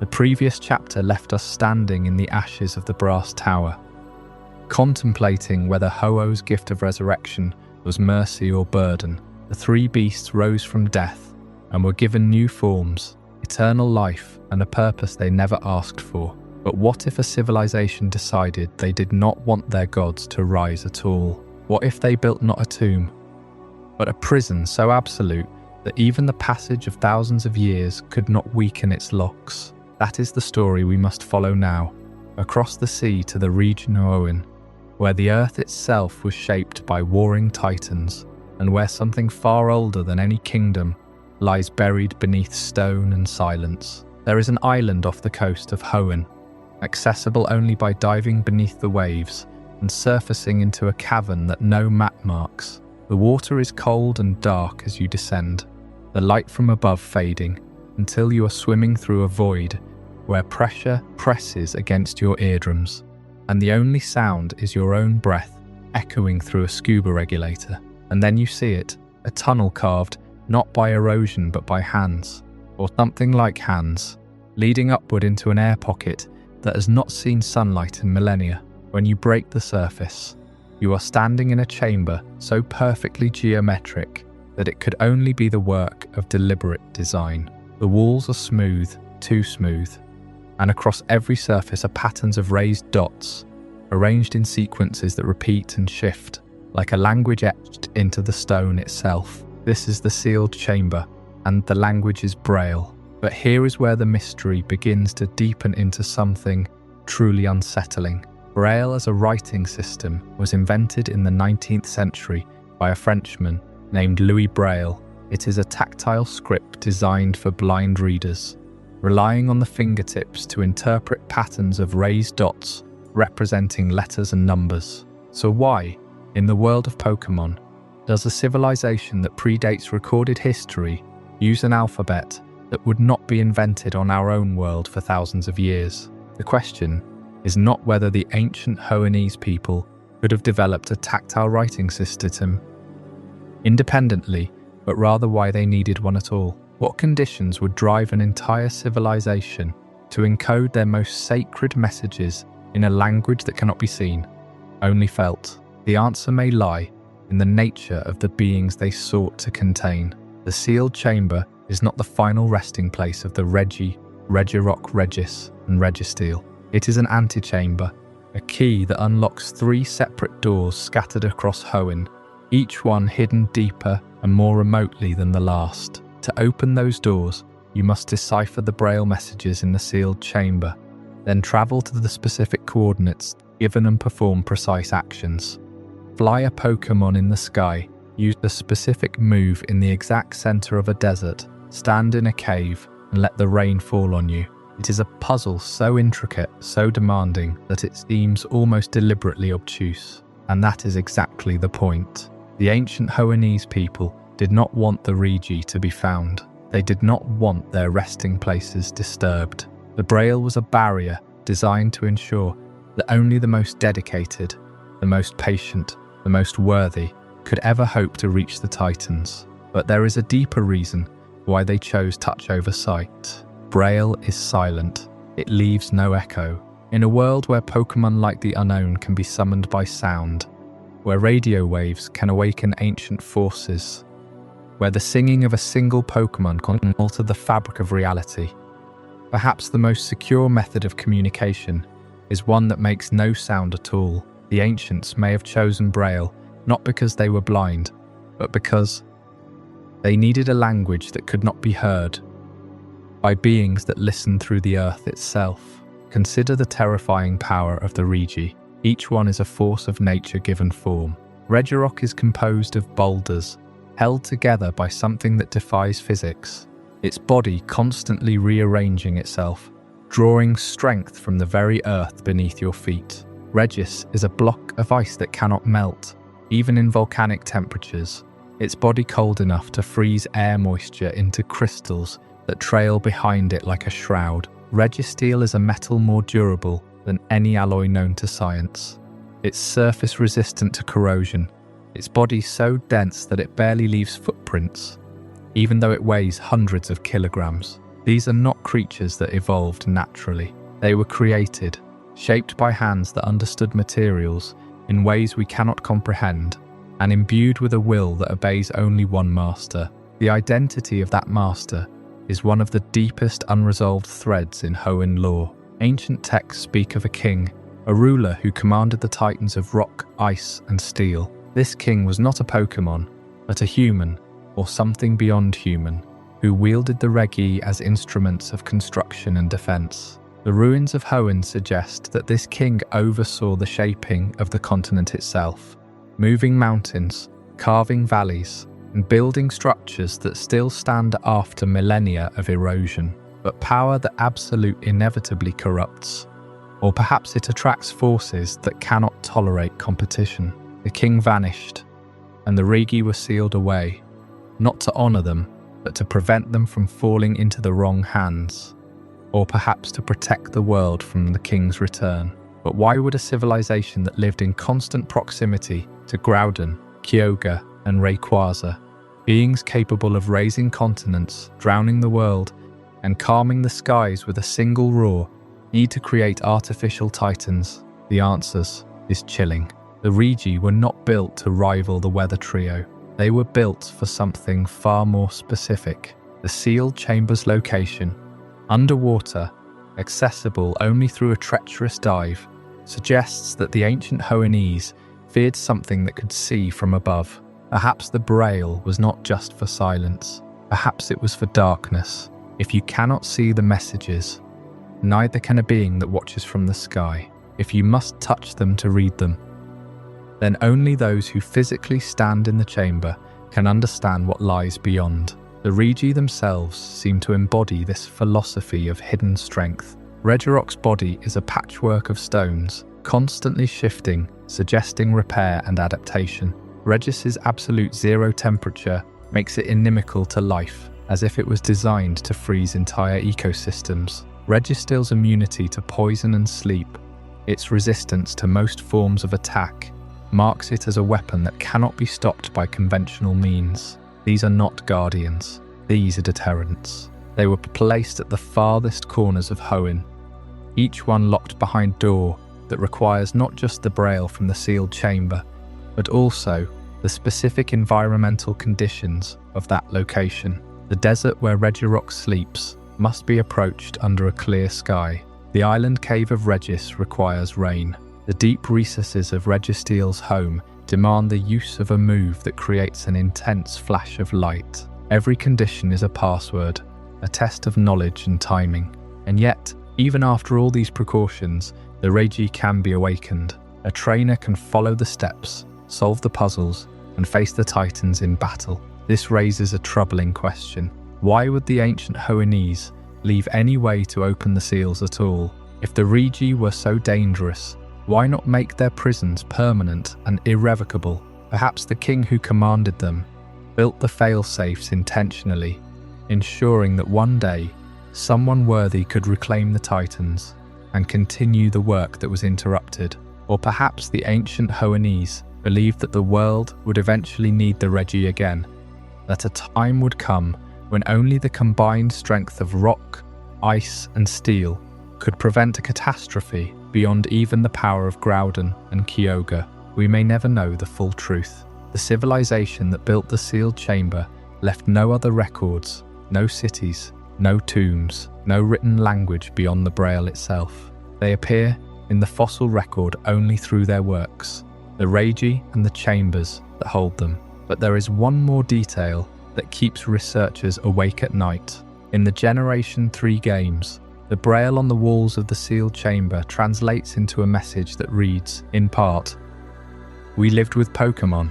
It is a simple statement, almost mundane, but it implies that the ancient Hoennese saw themselves as separate from Pokémon, as a civilization that existed alongside them, rather than as part of their world. This distinction is rare in Pokémon lore, where humans and Pokémon have always coexisted in a symbiotic relationship. The Regi were not partners, they were tools, created by a people who saw themselves as masters of nature, not participants in it. Perhaps that is why they vanished. Perhaps the king's ambition overreached, and the Regi turned on their creators.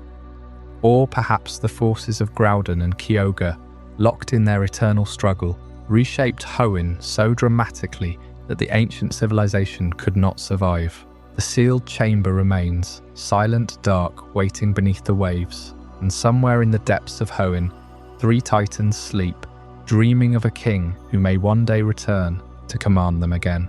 But there is another story buried in Hoenn's history, one that predates even the Regi and their mysterious creator. It is a story of a world covered entirely by water, of a continent raised from the sea floor by a being of molten rage, and of a downpour that threatened to drown everything that had been built. The primordial battle between Groudon and Kyogre is the defining myth of Hoenn, a conflict so immense that it shaped the geography of an entire region and left scars that still smoulder and churn beneath the surface. And at the centre of that battle, watching from the ozone layer, was a third presence, a being whose role in the conflict has never been fully explained. That is the mystery we will descend into next, when we explore the war that nearly ended the world before it had truly begun. The Braille you decoded in the sealed chamber was not just a key to the Regi, it was a map of a forgotten time, a record of a world that existed before the world you know. The ancient Hoennese people who carved those symbols into the stone sealed the region away for a reason. They lived in an age of immense geological instability, an age defined by two opposing wills: Groudon, the embodiment of the continent, and Kyogre, the soul of the sea. There are whole centuries missing from Hoenn's official timeline, a period geologists and archaeologists refer to simply as the era of the ancient sea and the ancient land. But these were not static environments. They were actively locked in a struggle for dominance. The Hoennese civilization of that era inhabited a world that was constantly being rewritten, coastlines that expanded overnight, new islands that rose from the deep, only to be swallowed by the waves decades later. The land was never still. The most significant event in this forgotten history was the first great battle between Groudon and Kyogre. This was not a simple territorial dispute. It was a war that fundamentally reshaped the entire Hoennian coastline into the form we recognize today. Every bay, every peninsula, every jagged stretch of rock along the coast is a direct scar left behind by this primordial conflict. The land we walk on in Hoenn is largely a creation of violence, a continent born from the clash of titans. But how did this war end? The ancient texts are surprisingly silent on a truce. What they describe instead is an intervention, a skyward event that stopped the titans in their tracks. The answer lies at the heart of Sootopolis City. Sootopolis rests within a perfectly formed volcanic crater.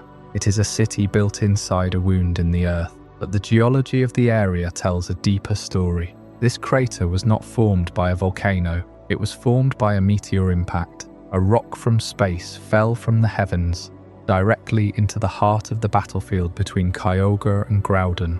This is the true mystery of the Sootopolis crater, the meteor that ended the First Great War. The impact sent a shockwave through the land and sea, disrupting the primal energies that Groudon and Kyogre were drawing upon. It did not defeat them, but it gave the skies an opportunity, a chance for a third power to descend.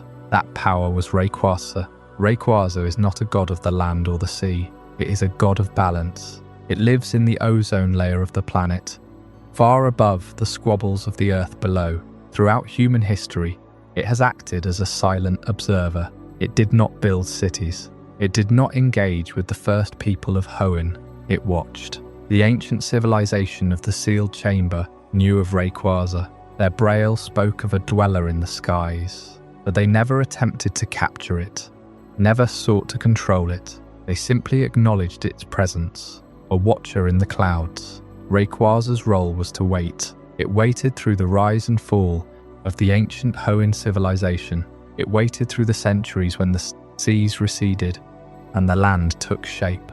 It only descended when the primordial balance was threatened. It ended the fight, then returned to its silent vigil. But the question remains: what happened to the civilization that built the sealed chamber? The people who recorded the movements of the continents and the coming of the meteor, they vanished. Their Braille remains, but their cities do not. Did they ascend with Rayquaza? Did they succumb to the shifts of the land they tried to document? The evidence of their existence is thin. A sealed chamber here, a ruined tower there.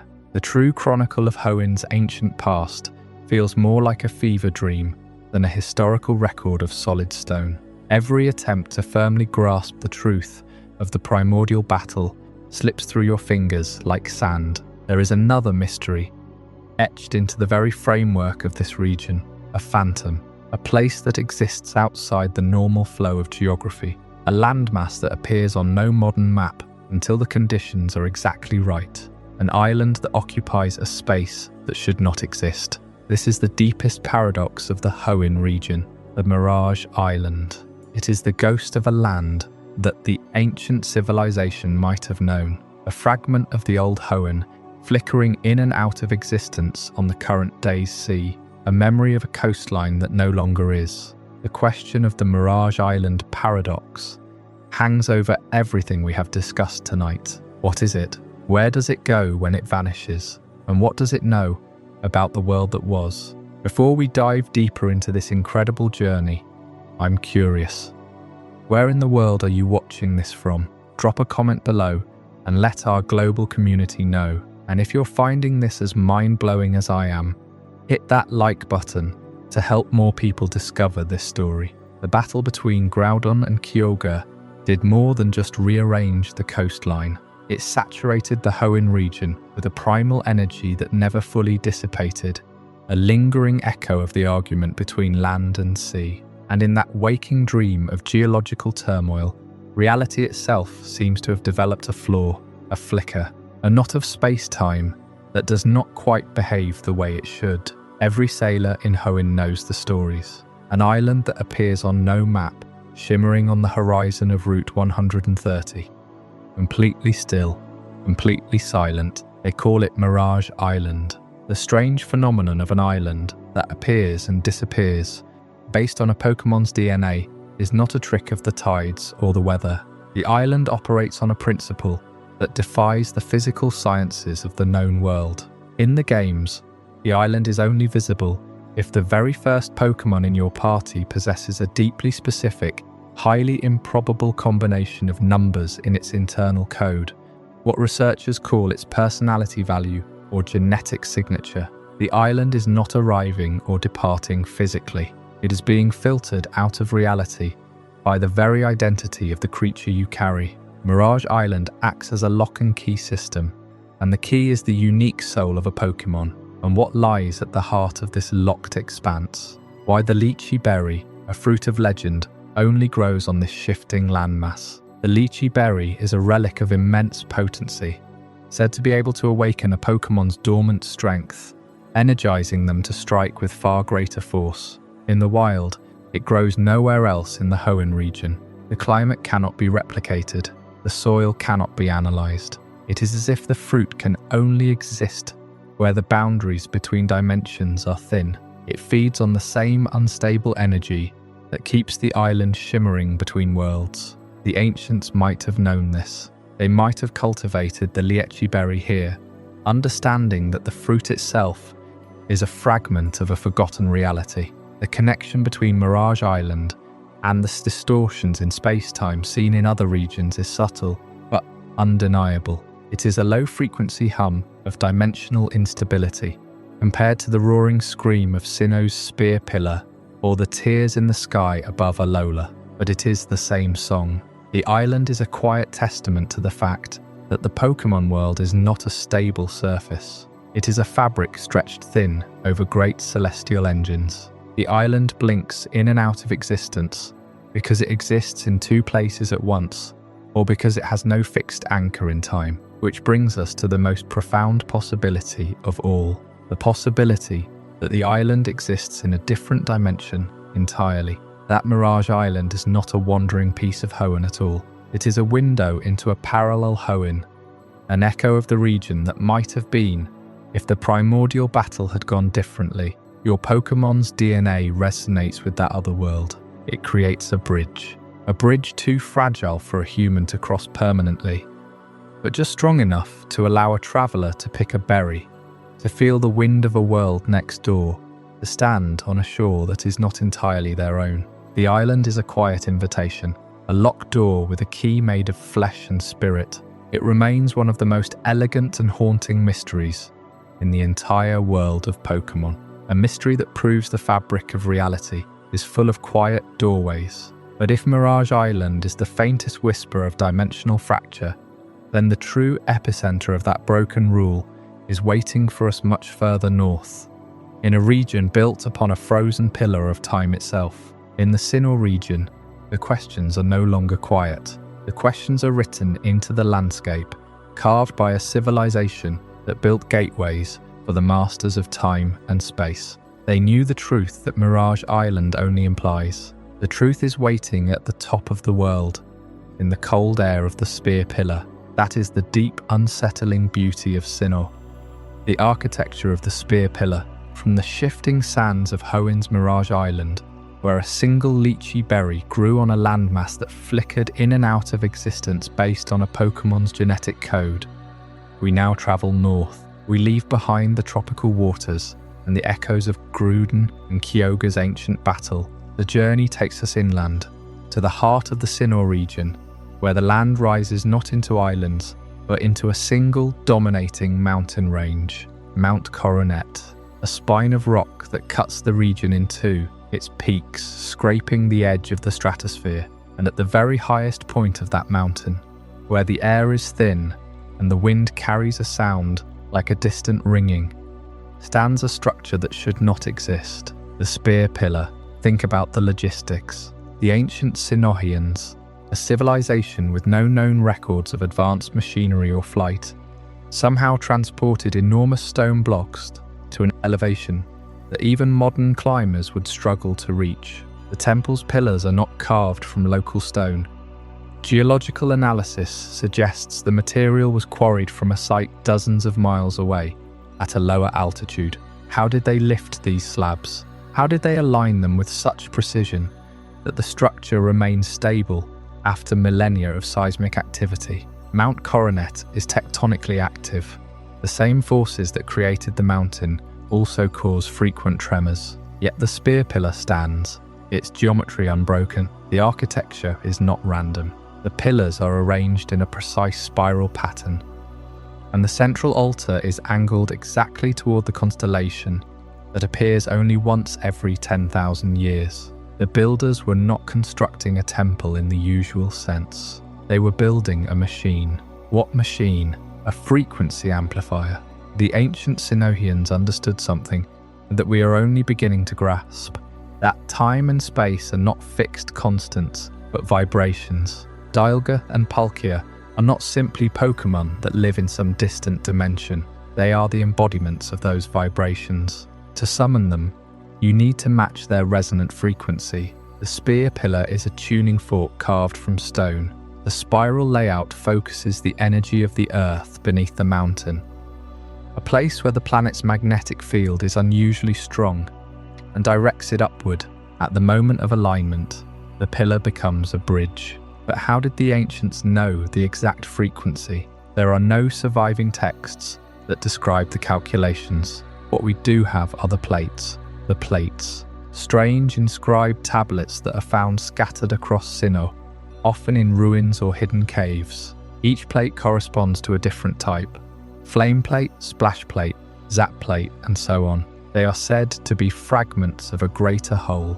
The mythology speaks of an original one that created the universe. That original one, according to the earliest Sinnoh myths, was not Arceus as the modern stories describe it. The plates were pieces of its very being, shed like scales, and each plate, when held in the Spear Pillar, emits a specific frequency, a note that harmonizes with either Dialga or Palkia. The ancient Sinnohians collected these plates over generations. They mapped the positions of the stars, the movements of the tectonic plates below, and the patterns of the unknown that appeared in the ruins of the Solacean ruins. They learned to read the language of the universe itself. Standing at the Spear Pillar, you feel it.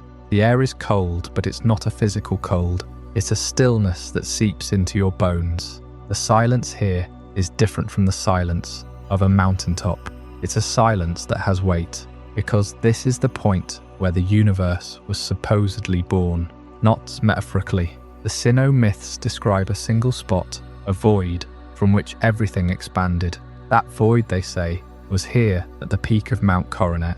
When you stand on the altar, you are standing at the center of creation.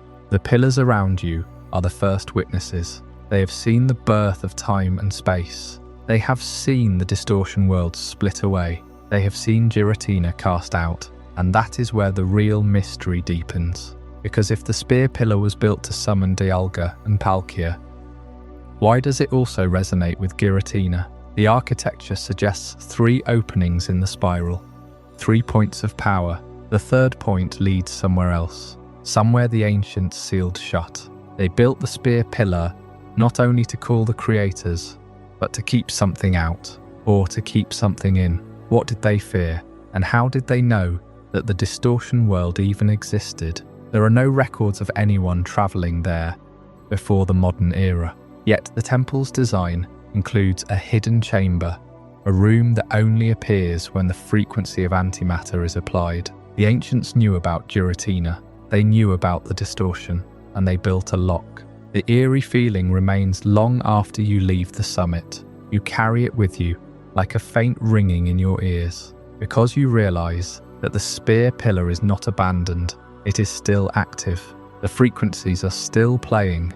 At a frequency just below human hearing, the temple hums. It has been humming for thousands of years, and it is waiting for the next alignment.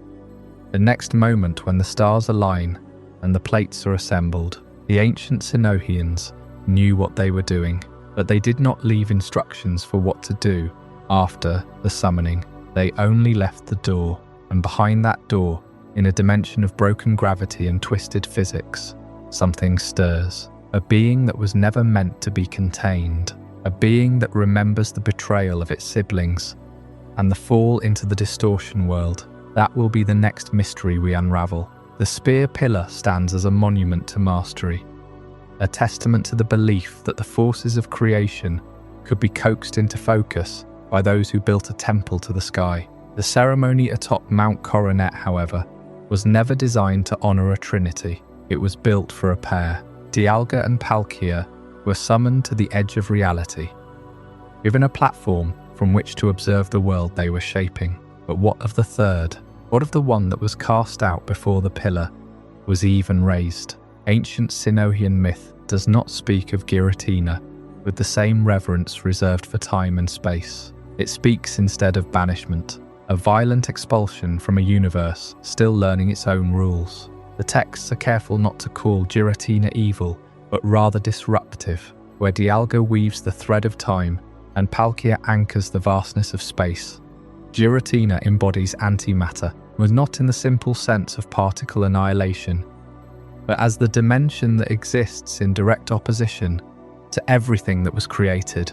It is the inverse, the shadow, the reverse side of the tapestry. In the moment of creation, where order was being carved from pure chaos, Giratina's nature threatened to unravel the fragile symmetry of the new world, and so it was banished, forced into a realm that could contain its volatile essence, a realm built specifically to hold a force that the universe could not accommodate. That realm is known as the Distortion world, and it is not a planet, or a moon, or a simple pocket of compressed space. It is a dimension where the foundational laws that govern our reality simply do not exist. Time does not flow here. There is no forward, no backward.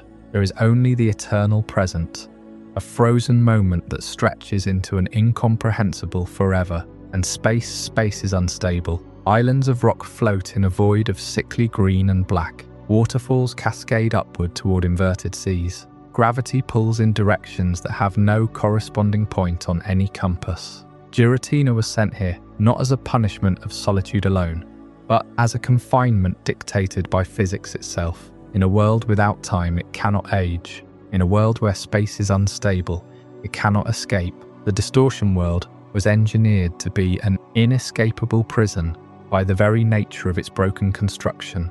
But no prison is perfect. There are cracks in the foundation of reality. On the mainland of Sinnoh, deep in the recesses of a cavern, on what is now called Route 214, lies Turnback Cave. It is a place where the veil between the physical world and the Distortion world grows terribly thin. The cave itself is a maze, a labyrinth that was not carved by water or by the burrowing of Pokémon, but by the instability of the antimatter dimension pressing against our own. Explorers who enter speak of the strange geometry, halls that lead back to the entrance, no matter which direction you walk, pillars that glow with an ominous red mist, as though the walls themselves are sweating the essence of another world. The deeper you go, the less the cave obeys the rules of the surface. It is a gateway, a flaw in the seal, and deep within, where the air tastes of static and ozone, and the silence presses against your ears, you can find an orb, the Griseous Orb, an artifact that resonates perfectly with Giratina's antimatter core. It was not left here by chance. It was a key, hidden in the lock, waiting for someone brave or reckless enough to reach through the veil and confront what lies beyond. If you could stand in the Distortion world, the first thing that would strike you is the silence. Not the quiet of a forest at night, but an absolute absence, a vacuum where sound itself is swallowed by the unstable geometry before it can reach your ears. There is no wind because the atmosphere does not circulate. There is no song of bird or cry of Pokémon because life was never meant to take root here. The ground beneath your feet is not soil, but a crystalline lattice of displaced matter that groans under the shifting gravity. The sky offers no stars, no sun, no moon, just a perpetual dim twilight that casts no shadows because the light itself has no single source. It is a world designed without the intent of ever accommodating anything living. It is cold in a way that temperature cannot describe, and at the heart of this void drifts Giratina, not writhing in constant fury, but existing as a guardian of the boundary between what is and what cannot be, a being whose very presence keeps the fragile peace between our world and the one that rejected it. It was banished for being too wild for creation, but in its exile, it became the balance, the necessary counterweight to the entire universe of time and space. So when explorers finally found a way to capture Giratina, they were not taming a force of destruction. They were removing the linchpin. The distortion world does not fade when its master leaves. It waits. A locked room in the house of reality, containing a secret that the universe itself agreed to bury. And perhaps that is the truest mystery of the antimatter dimension. It was never meant to be understood. It was meant to be forgotten. A silence made solid, serving as the foundation upon which all of Sinnoh was built. And yet, there are other secrets buried in the history of this land. Secrets that do not involve gods or dimensions, but the very humans who walked this region before it even bore the name Sinnoh.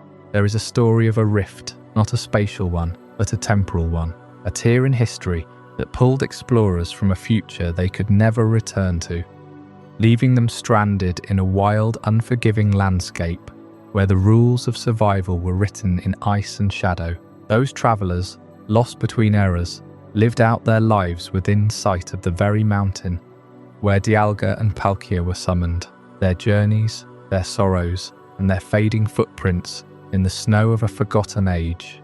That is the story of the lost travelers of Hisui, and it is a mystery the ancient texts have only just begun to whisper about. The spear pillar stands as a monument to forces that the ancient Sinnohians barely understood. From its peak, the fabric of reality stretches thin, and beyond it lies the distortion world, that unstable mirror dimension where Giratina was cast out for its violence. But the distortion world is not the only consequence of meddling with time and space. There is another phenomenon, far more personal, far more haunting. It is the mystery of the Fallas. Humans pulled through space-time rifts into the past, stranded in ages not their own, often with no hope of return. The Hisui region, the ancient name for Sinnoh before it was settled by modern civilization, is the epicenter of these temporal fractures. Here, the boundaries between centuries are not fixed.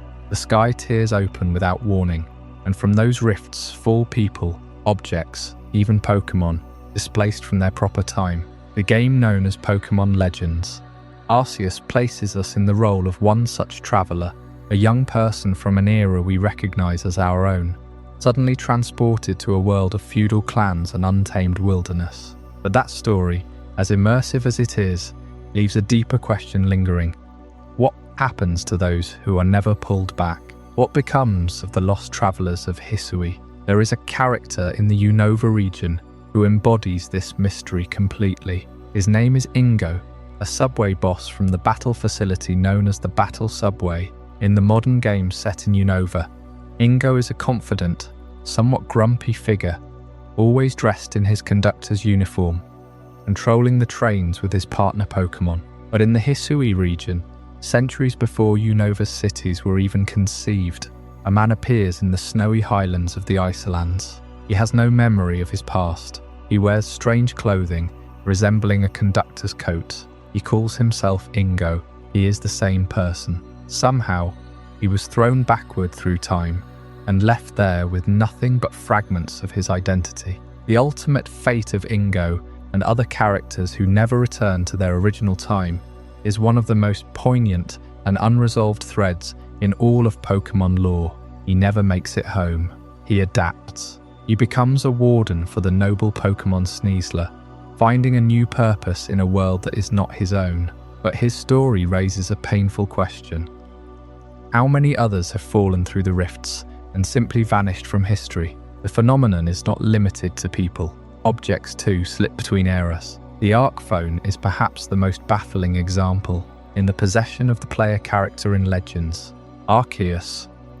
The Arcphone is a device that looks exactly like a modern Sinnoh smartphone, but it functions as a guide through the ancient region.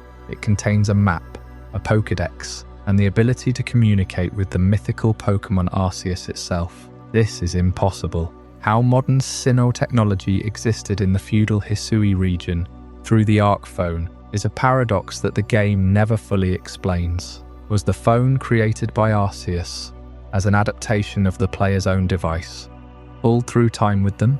Or is it an artifact from a future civilization that also mastered time travel? The Hisui region is littered with anachronisms.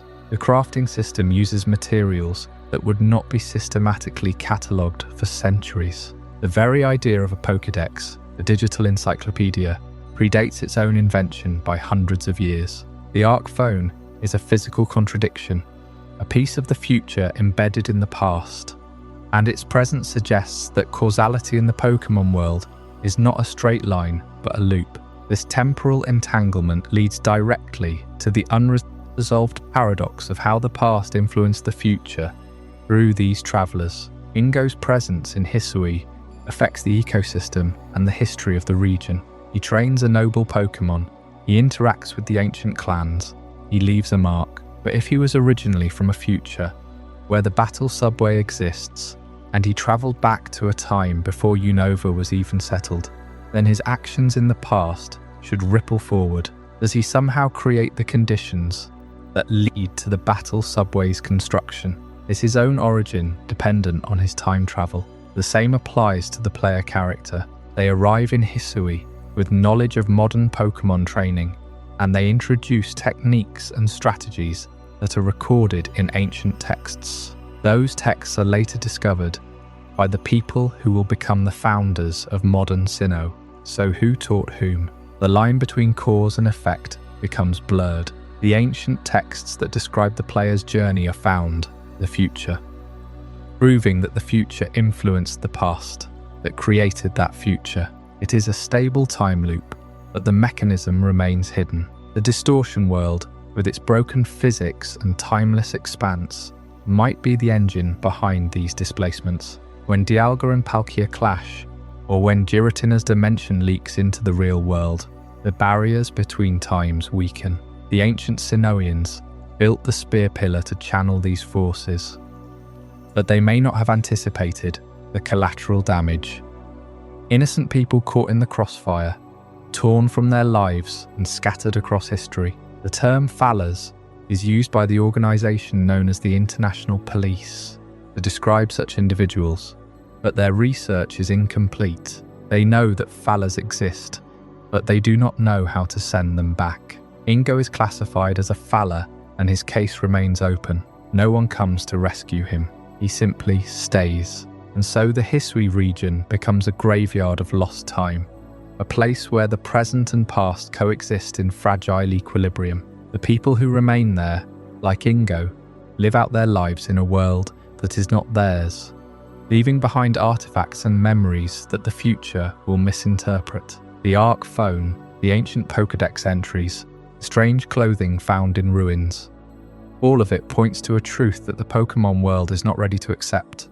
Time is not a river but a sea, and some souls are destined to drift. As we leave Sinnoh, we carry with us the image of Ingo standing on a snowy cliff, watching the sky for a tear that never comes. His story is a reminder that for every legend we uncover, there are human lives lost in the gaps. But the next region holds a different kind of fracture, one not of time but of identity. A dragon was once whole, then split into three. The details of that division are buried in Unova's past, and the original dragon itself has never been seen. What force could tear a being of infinite power apart?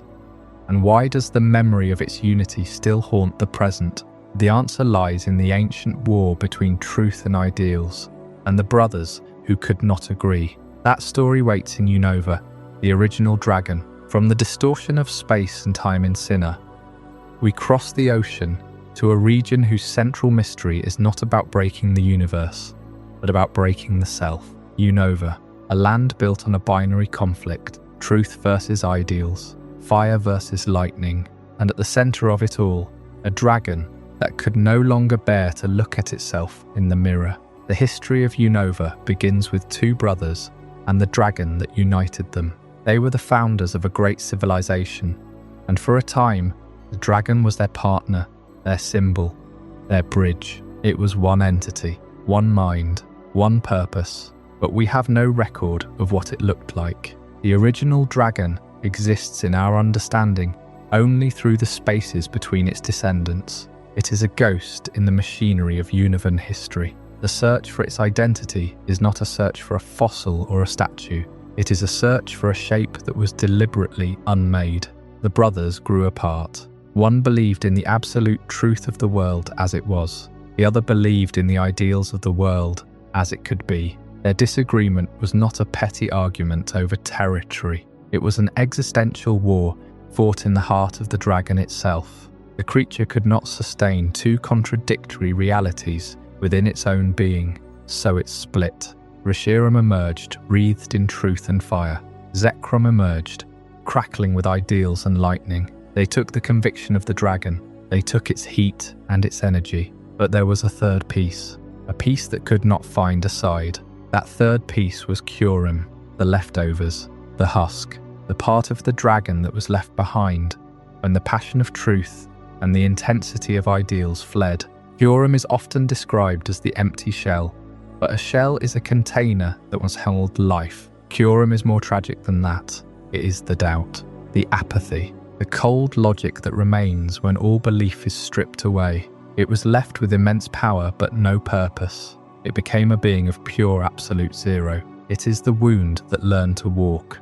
This is why Kyurem exists in the state it does. It did not choose to be empty. Emptiness was forced upon it. When the brothers broke their bond, the dragon did not simply split into two, it fractured. Reshiram and Zekrom retained the abstract ideas the brothers fought over. They kept the soul of the original being. Kyurem kept the body. It is the living husk of the dragon frozen, because it has no inner fire to keep it warm. It is the memory of unity without the will to maintain it. And this brings us to the deepest wound in the geography of Unova, the giant chasm, a massive crater in the eastern part of the region, isolated, deep, and impossibly cold. According to legend, Kyurem fell to Earth inside a meteor. It crashed into this exact spot. Let that contradictions settle in your mind for a moment. If Kyurem was born of the original dragon, a creature native to the Unovan mythos, why does it have a cosmic origin story? Why does it come from the sky? The giant chasm suggests a much older, much darker truth. The original dragon might not have been from this world at all. It might have been a being of immense power that fried from beyond the stars, and the giant chasm is the scar of its arrival. The impact did not just create a crater, it created a frozen hollow in the world, a perfect home for the piece of the dragon that was left stranded. Did the dragon split because of the brothers? Or did the brothers merely trigger a fracture that was already present in the alien nature of the beast? Did the meteor bring a third piece, an alien fragment that corrupted the whole? The mythology of the two brothers is deeply rooted in Unovan soil, but the physical evidence of the giant chasm speaks of a disconnected origin. Perhaps the original dragon was the catalyst for the brothers' enlightenment. And when they faltered, the dragon's alien nature rejected the earth entirely, tearing itself apart. Kyurem, the part of it that was most alien, most cold, was trapped here, frozen to the ground. Reshiram and Zekrom remained, as the guardians of the ideals they represent. This duality between the worldly myth of the brothers and the cosmic horror of a frozen dragon from the void is what makes Unova's mystery so deeply unresolved. The dragon cannot be restored because its original state required a singular mind, a singular heart. The legacy of Unova is not just written in the ice of the giant chasm or the electricity of the clouds. It is written in the stones beneath the ocean. While the story of the original dragon echoes through the towers and the craters of the land, there is a deeper voice calling from below the waves, a sunken kingdom that holds a language older than the brothers themselves. When we return for the next chapter, Unova, the Abyssal Ruins, we will descend into that silent, waterlogged tomb, a place built by a king who sailed into the sea, taking the secrets of the original language to a grave that has never been opened. The dragon's story is a battle of air and sky. The ruins are a story of what happens when that battle sinks into the deep and is forgotten. The story of Unova's original dragon and the two brothers who shattered its unity leaves us with a haunting question. What became of the civilization that witnessed that conflict? Deep beneath the waves, far from the legendary battlefields of truth and ideals, lies an answer, or at least another layer of the mystery. Off the coast of Undella Town, where the water turns a deep, endless blue, there is a structure that does not belong to the world above, the Abyssal Ruins. This is not a sunken city. It is a palace, built intentionally beneath the ocean, its walls carved from stone that does not erode, its corridors designed to disorient. Divers who have ventured there speak of an oppressive silence, broken only by the distant groan of shifting currents. But the strangest thing about the Abyssal Ruins is not its location. It is the messages left behind, etched into every surface, written in a language that no one has ever fully translated. These messages are dedications. They speak of a forgotten king, a ruler whose name has been lost to time, but whose presence permeates every chamber. The words are arranged in patterns, sometimes repeating, sometimes breaking into fragments. Scholars have managed to decipher only a handful of phrases. The one who hears the voice of the sea, the king who united the depths, and most hauntingly, when the two become one, the king will return. But what does that mean? The twin heroes of Unova had their own duality, truth and ideals. Could this forgotten king have been a third figure, one who existed before the split? Or perhaps the king was the original dragon itself, before it fractured into Reshiram, Zekrom, and the empty shell of Kyurem. The undecipherable messages dedicated to this forgotten king at the bottom of the ocean are not merely inscriptions. They are a puzzle, designed to be read in a specific order, and the ruins themselves enforce that order with a strange, almost cruel mechanism. Explorers who enter the Abyssal Ruins quickly discover that they cannot stay indefinitely. After a set number of steps, exactly 3,000 if you count them, the ruins expel you. The walls seem to shift. The currents push you back toward the entrance, and no amount of perseverance can keep you inside. Why? Why would a civilization build a palace that forces its visitors to leave after a precise number of steps? Perhaps it is a test. The ancient builders wanted only the most patient, the most devoted, to piece together the full story. Each visit you can only take so many steps, and each step reveals a new message. If you return again and again, you might eventually read them all. But there is a limit to how many times the ruins allow you to enter.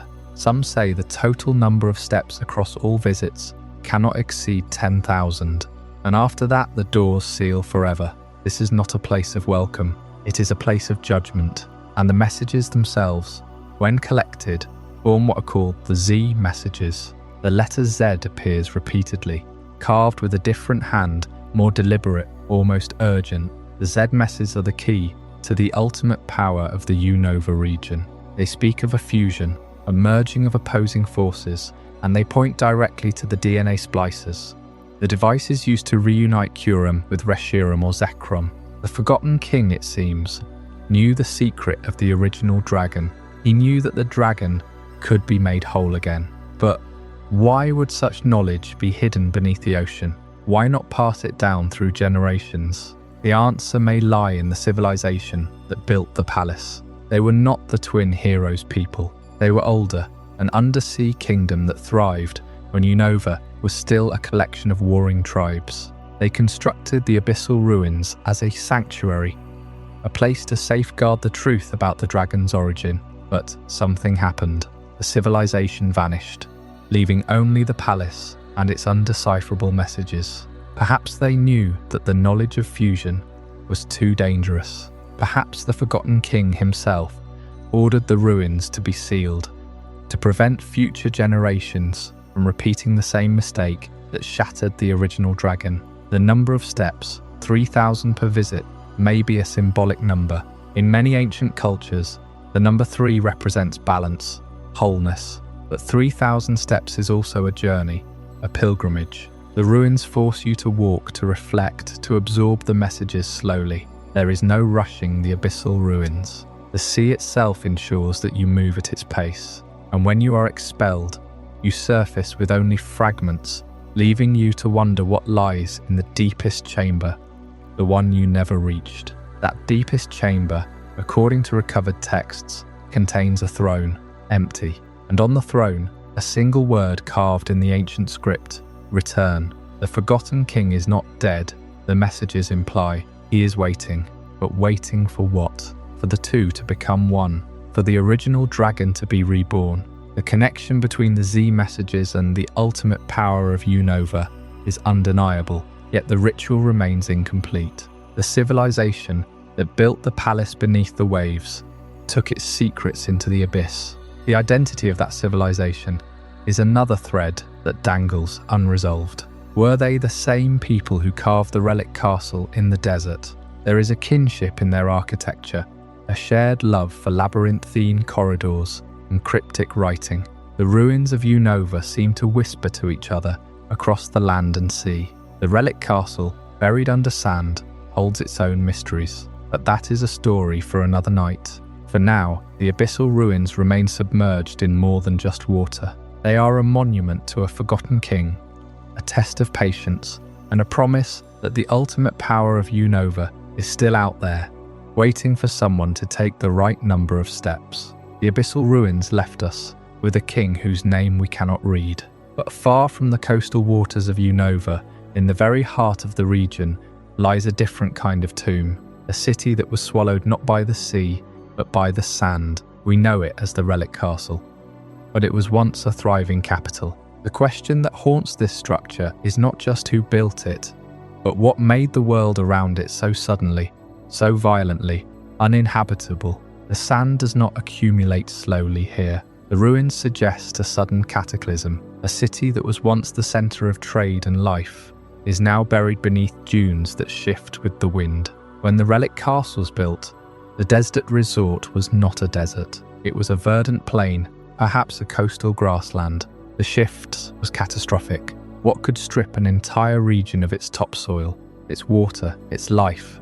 In what seems like a geological blink of an eye, the lore whispers of the conflict between the twin heroes, a battle of truth versus ideals, a clash of a single dragon.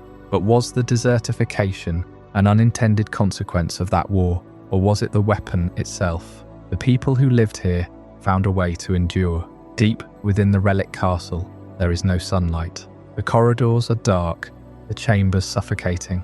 Yet we know life flourished here. Volcarona is the key. The ancient texts and the Pokédex entries speak of Volcarona serving as a surrogate sun when the true sun was blotted out. This was not a legend. This was survival. The people of the Relic Castle did not flee the desert. They adapted to it. They followed the Volcarona into the subterranean depths, relying on its fire to replace the warmth of the sun. The great heat of its wings became their day. Its slumber became their night. Think about that. An entire civilization living directly beneath the sand, their entire sense of time dictated by the cycles of a single species of Pokémon. This was not a temporary refuge. This was their new world. When the sky turned against them, the Volcarona turned toward the earth. Its body burns hotter than a volcano. In the deepest chambers of the Relic Castle, the walls are blackened not by fire alone, but by the sheer intensity of the light that once filled them. The people worshipped it. They followed it. They depended on it. But a surrogate sun requires a steward. What happened when the Volcarona could no longer support the civilization above? Did it flee deeper when the ceiling collapsed? Did it willingly go to sleep so that it could preserve its flame for a future that might never come? The text found in the ruins speak of a great firebird that descended into the deepest part of the castle and never returned. Modern trainers find Volcarona at the very bottom of the ruins. It is not hiding, it is waiting. It is the memory of the sun buried alive, but Volcarona was mobile. It roamed. So why did the people not simply follow it out of the ruins and resurface? Why did they choose to stay buried?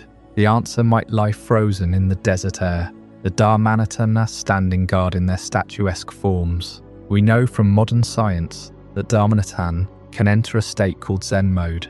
It calms its raging heart and becomes immobile, meditative, a being of psychic stillness rather than fiery chaos. The statues outside the Relic Castle are not just decorations. They are guardians frozen mid-meditation. But how long is an eternity? What were they waiting for? Were these the guardians who stayed behind to let the others escape deeper into the earth? Or is this a warning, a transformation that becomes permanent if the meditation is held for too long?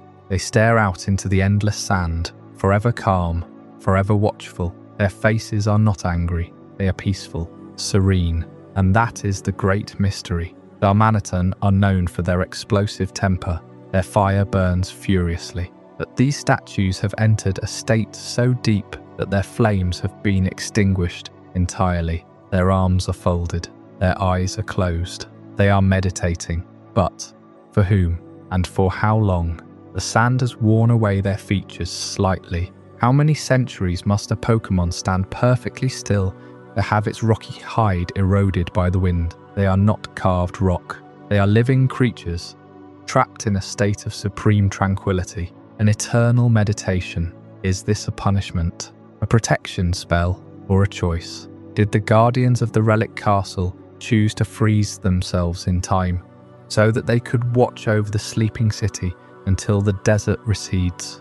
If so, what will happen when the sun finally returns and they open their eyes? This brings us back to the twin heroes, the original dragon, the conflict, the split. The Relic Castle is not just a random settlement. Unova's entire history is built on the foundation of these two brothers. One sought truth, the other sought ideals. The Relic Castle stands directly in the shadow of their legend. It is believed by many lore scholars that this castle was the seat of power during their reign, the place where their armies mustered, the place where the dragon was whole. When the dragon split into Reshiram and Zekrom, the very earth shuddered, the climate destabilized, the sun was veiled, the desert was born. The Relic Castle is the tomb of the old world, the world that existed the schism. The people there did not just flee a drought, they fled the fallout of the most significant ideological war in Pokémon history, a war that rewrote the geography of the land itself.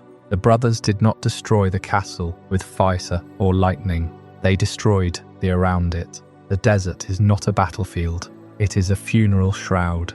The Relic Castle is the physical evidence of the schism. You cannot understand the legend of Reshiram and Zekrom without understanding that their war literally created a desert. The land mourned the division of the dragon. The sand is the tears of the earth. The sand covers everything eventually. The statues, the castle, the memory of the sun. But some wounds do not heal, they just persist. The Relic Castle remains a scar on the face of Unova, a reminder that the past is never truly buried. It waits. And if the desert is a tomb of fire and sand, then what lies in the garden of the eternal flower? The stones of Kalos hold a different kind of history. A war fought with a weapon that could stop a heart. A promise of beauty that lasts forever.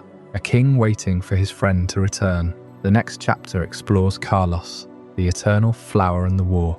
It asks what we sacrifice for peace, and who is willing to wait an eternity to taste revenge. From the sunken ruins of Unova, from the desert that swallowed an ancient city whole, and the great moth that became a beacon in the dark, we travel across the sea to a region where a different kind of light was extinguished. Not by sand, but by sorrow. Kalos, a land of elegant cities, sprawling forests, and a history written in stone, in bone, and in a single immortal flower. 3,000 years ago, this region was not as you see it now. It was a battlefield, a war of such brutality and scale that the land itself seemed to weep, and at the center of that war stood a king. His name was AZ. He was a giant among men, but not because of his stature. His heart was enormous, and it was broken. Az had a companion, a floette unlike any other. This floette carried a crimson flower, eternal in its bloom, a symbol of life and love. But war cares nothing for symbols. When the conflict reached its peak, Floette was struck down. She died in Az's arms, the eternal flower wilting in the dust, and with her the king's last hope. Grief can drive a person to impossible acts. Az, with his knowledge of ancient sciences and his desperation, began building a machine, a weapon, not for conquest, though that is what it became, but for resurrection, the ultimate weapon. He poured his kingdom's resources, his own genius, and a force that tapped into the very lifeblood of Pokémon into its core. When it was complete, he activated it. The weapon fired a beam of pure, terrible energy into the sky, and the world felt it. Floette came back. The eternal flower bloomed again, but the cost was beyond measure. The weapon's power didn't just revive one Pokémon. It radiated across the entire region. It altered the very fabric of life. Crystals formed, stones that held the echoes of that energy, stones that would one day be called megastones. Every region would eventually find these stones, but their origin lies right here, in that single agonizing moment. The war ended, but it had changed everything. Az and Floette were reunited, but they were no longer the same. The weapon had granted them immortality. They could not die, could not age, but they could never forget. And in the years that followed, Az looked upon the world he had scarred. He saw the megastones buried in the earth, the Pokémon struggling with new, volatile powers, the remnants of a conflict that had reshaped evolution itself. The trauma of that war didn't just end, it became part of the natural order. Every time a trainer activates a megastone, every time a Pokémon undergoes a temporary, explosive transformation, that ancient sorrow is there, beneath the surface. But here is the mystery that lingers, unanswered, like a ghost in a garden. Floette eventually left Az. We don't know why. Perhaps she could not bear to see him suffer. Perhaps she was seeking something, a way to undo the weapon's curse. She vanished into the wilderness, and Az has been searching for her ever since. A lonely king wandering a world that has forgotten him. The eternal flower Floette, however, still exists. Its genetic signature is unique. It does not evolve like other Floettes. It bears a flower that does not wither, and in the games, she can be found briefly in a hidden encounter, if you know where to look. But her story, her purpose, her true connection to the weapon and to Az himself, that remains a secret. A whisper among the ruins of a civilization that learned the hard way that some doors once opened cannot be closed. Kalos is a region full of such whispers. In the shadow of the Great Tower Prism, in the halls of Lumiose City, there are echoes that are not of the war, but of something more personal. There is a building where the elevator doors open to reveal a girl in old-fashioned clothes, standing silently. She does not speak, she does not move. She simply vanishes when you look away. No one knows who she is. No one knows why she lingers, but she is there, watching, just as Az watches for a flower that will never grow old, and just as the memories of that terrible war watch over every trainer who dares to mega evolve. That story, the story of the ghost girl of Lumiose, is one we will step into next. But now, let the weight of the eternal flower rest in your mind. Let the silence of a king's search be the last thing you hear as you drift. 3,000 years after Az fired the ultimate weapon, the land of Kus still bears the scars of that ancient war. But not all scars are carved into stone or written in history books. Some linger in the air, in the spaces between floors, in the cold drafts that follow you through empty hallways. In the heart of Lumiose City, inside a nondescript office building, there is a ghost, and she has been waiting for a very long time. You might have encountered her yourself. If you ever wandered into that building, on the wrong floor, the elevator doors open, and the corridor stretches out before you, quiet and ordinary. Then you see her, a young woman in a white dress, floating just above the ground. Her eyes are closed, her arms at her sides, her hair drifting as though she were submerged in water. She does not speak at first. She simply hovers there, motionless, as if waiting for you to make the first move. But when you approach, when you try to interact with her, she opens her eyes. It lasts only a moment. She speaks a single sentence, soft and haunting, and then she vanishes. The words she says are this: "No, you're not the one." And that is all. She disappears without a trace, leaving you alone in the hallway with the echo of her voice in your ears. What did she mean? Who was she looking for? And why does she keep appearing in the same building, in the same elevator, over and over again? These questions have haunted Pokémon fans for years, and the game itself offers no answers. No journal entry explains her origins. No NPC ever mentions her. She exists outside the story, a fragment of something unresolved, something that refuses to stay buried. Her encounter is brief, but it is deliberately designed to unsettle you. The building she haunts is not a haunted house or an abandoned mansion. It is a working office complex, the kind of place where people go to work every day. And yet, on one specific floor, a ghost drifts through the corridors as though she belongs there, as though she is trapped there. The elevator you take to reach that floor may itself be part of the mystery. In some reports, players have noted that the elevator behaves strangely after seeing her. The doors open on the wrong floor, the numbers flicker, the ride seems to last longer than it should. It is as if the building itself is caught in a loop, repeating the same moment over and over, and she is the only one who remembers. Her phrase, "No, you're not the one," suggests she is searching for someone, but not for you. You are merely a traveller who has stumbled into her path, a disappointment, a false lead. She is waiting for a specific person, and she has been waiting for a very long time. The question is, who? Some theorists believe she is the ghost of a child who died in the war 3,000 years ago. Perhaps a victim of the ultimate weapon, still looking for her lost family. Others suggest she is connected to the eternal flower floette, the Pokémon that refused to bloom, the one that Ace lost and then found again only to lose once more. Could this ghost be the human form of that floette, searching for AZ across the centuries? Or could she be the spirit of someone else entirely? A former resident of Lumiose who vanished under mysterious circumstances, her story erased from the city's records. There is another possibility, one that ties her directly to the elevator mechanics themselves. In the games, certain elevators in Lumiose City have a known glitch. If you ride them at the wrong time, they take you to a floor that does not exist on the map.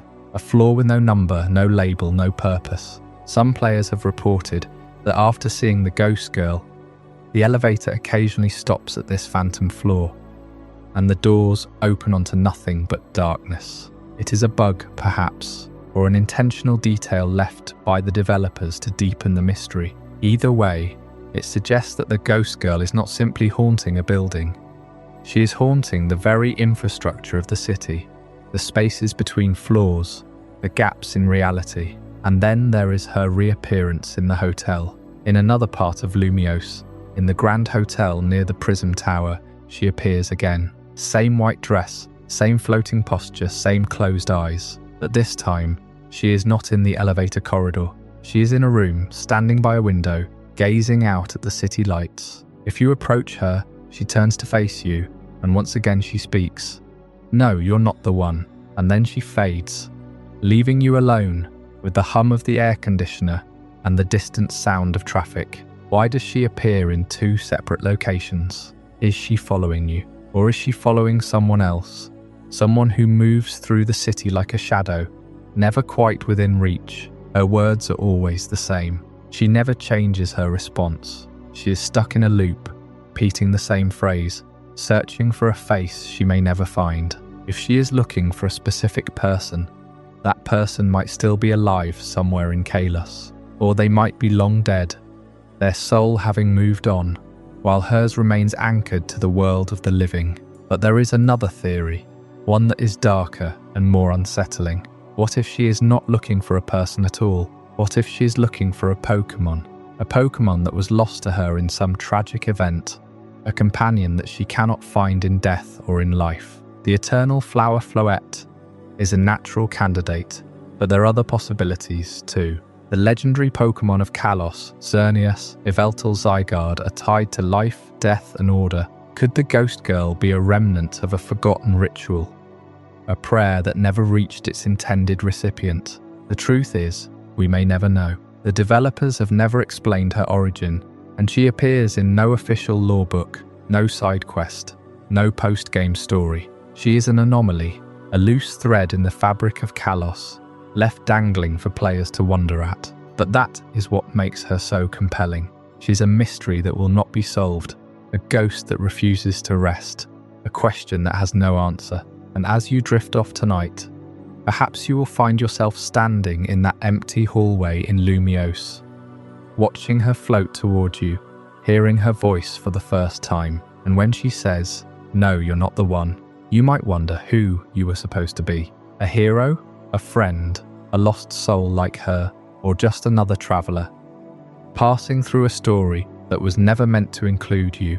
But there is another mystery hidden in Kalos, one that has haunted the anime and the games for decades. A golden orb, sealed and unopened, carried by a boy who never learned its secret. That mystery is the GS Ball, and it holds a question that may be even older than the Ghost Girl herself. The previous chapter left us standing in an abandoned office in Lumiose City, staring at the space where the Ghost Girl had vanished after whispering, "No, you're not the one." That phrase carries a weight we still haven't fully understood. But before we drift further into that darkness, our journey takes a turn toward another object that has haunted the Pokémon world for decades. A golden and silver sphere that appeared, was passed from hand to hand, and then simply vanished from the story. In 1998, during the Johto arc of the anime, a peculiar artifact was introduced. It was known as the GS Ball, a gleaming orb the size of a Pokeball, but unlike any other. Its surface was divided into two halves, one gold, one silver. It did not have a button, it did not open, and no one, not even Professor Oak, could figure out what it was. The ball was handed to Ash Ketchum by a mysterious man named Kurt, a Pokeball artisan who lived in Azalea Town. Kurt told Ash that the ball was ancient, that it had been passed down through generations, and that he could not open it. He asked Ash to take it to Professor Oak for study. So Ash carried the GS Ball across Johto, all the way back to Pallet Town. Professor Oak examined it with every machine he had, X-rays, scanners, even a special furnace designed to break open stubborn capsules. Nothing worked. The ball refused to yield. It did not heat up. It did not show any internal structure. It simply existed, a perfect sealed sphere of gold and silver, as if it were holding something that technology could not reach.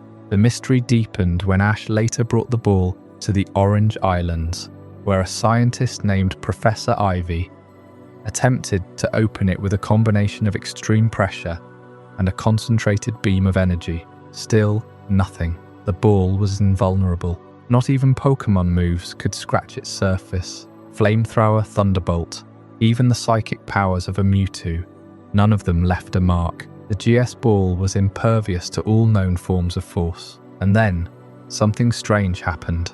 Ash gave up on the ball. He handed it back to Professor Oak, who placed it on a shelf in his lab, and there it sat. The anime never mentioned it again. The GS Ball became a forgotten relic, a loose thread in the fabric of the Pokémon world that was never woven in.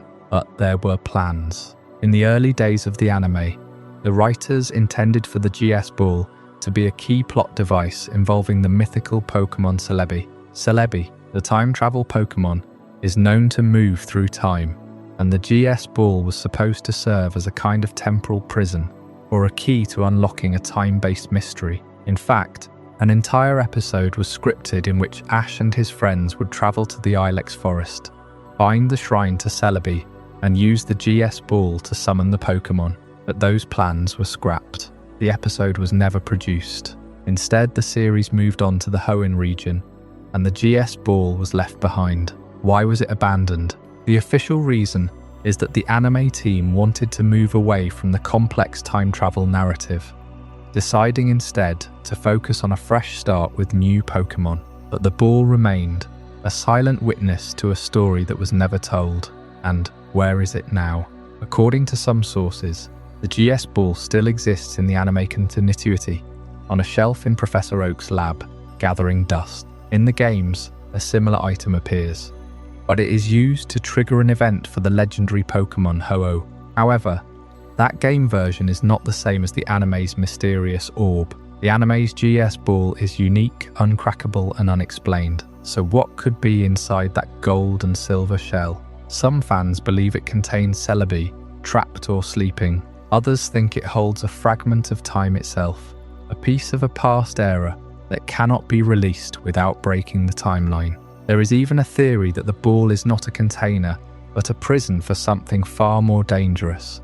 A being that was sealed away eons ago, its identity lost to history. The ball's invulnerability suggests that whatever is inside is either infinitely powerful or infinitely fragile, and that opening it would cause a catastrophe beyond imagination. The lingering question remains unanswered. The GS ball is a physical mystery, an object that exists in the world but has no explanation. It was handed to Ash, then forgotten, then left to rest. And yet, every now and then, someone remembers it. A fan asks, what is inside? The silence from the creators is as heavy as the ball itself. This thread leads us to another kind of portal, another kind of mystery that lies not in a sphere, but in the sky above Alola. A fracture in reality that swallows light and time, known to those who study it as the Ultra Wormhole Paradox. But that is a story for another night. For now, let your mind rest on the image of that golden and silver ball, sitting on a wooden shelf in a quiet lab, holding its secret forever. I hope you're as amazed by this as I am. If you want to stay updated on more content like this, make sure to subscribe and join our community of curious minds. Trust me, what's coming next will challenge everything you thought you knew. The GS ball was sealed. No technology could breach it.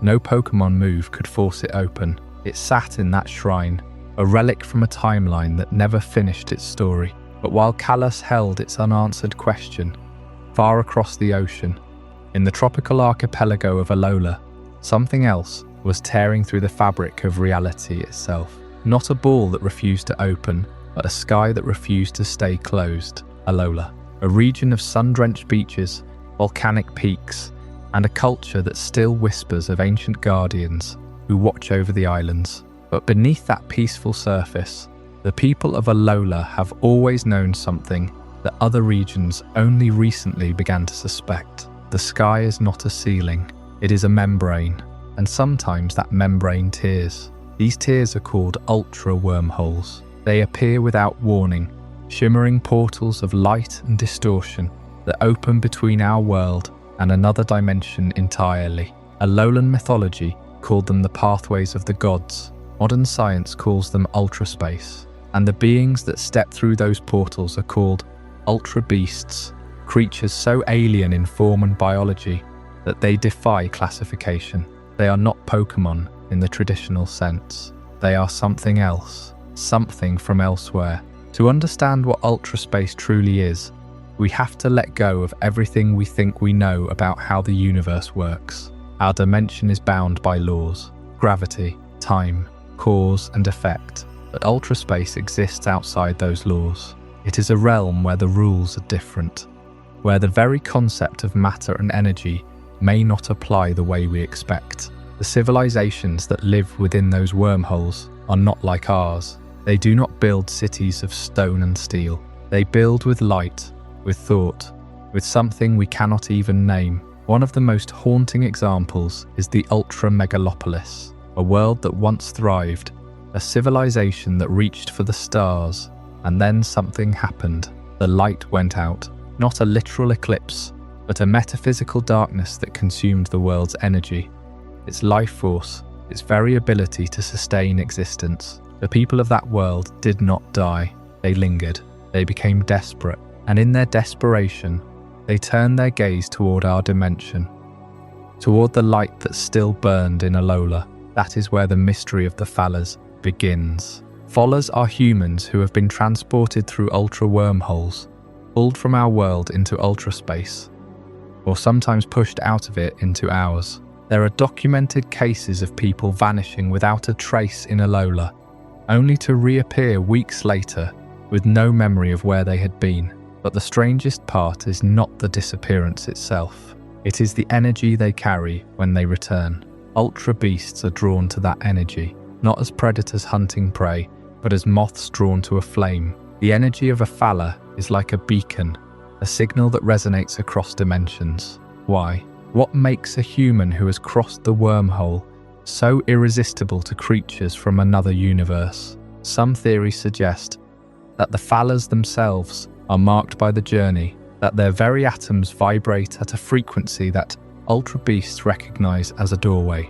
Others believe the attraction is more primal, that the ultra beasts are searching for something they lost, a connection to the light that was stolen from their own world. And this is where the island Tapas enter the story. The Tapas are the guardian deities of Alola, each one watching over a specific island. Tapu Koko, Tapu Lele, Tapu Bulu and Tapu Fini. For centuries, the people of Alola have understood that the Tapas are not just protectors in the spiritual sense. They are sentinels at the border. They stand between our world and the chaos of ultra space. The ancient texts describe them as the ones who calm the storm, who stitch the tears in the sky, who drive back the creatures that try to slip through.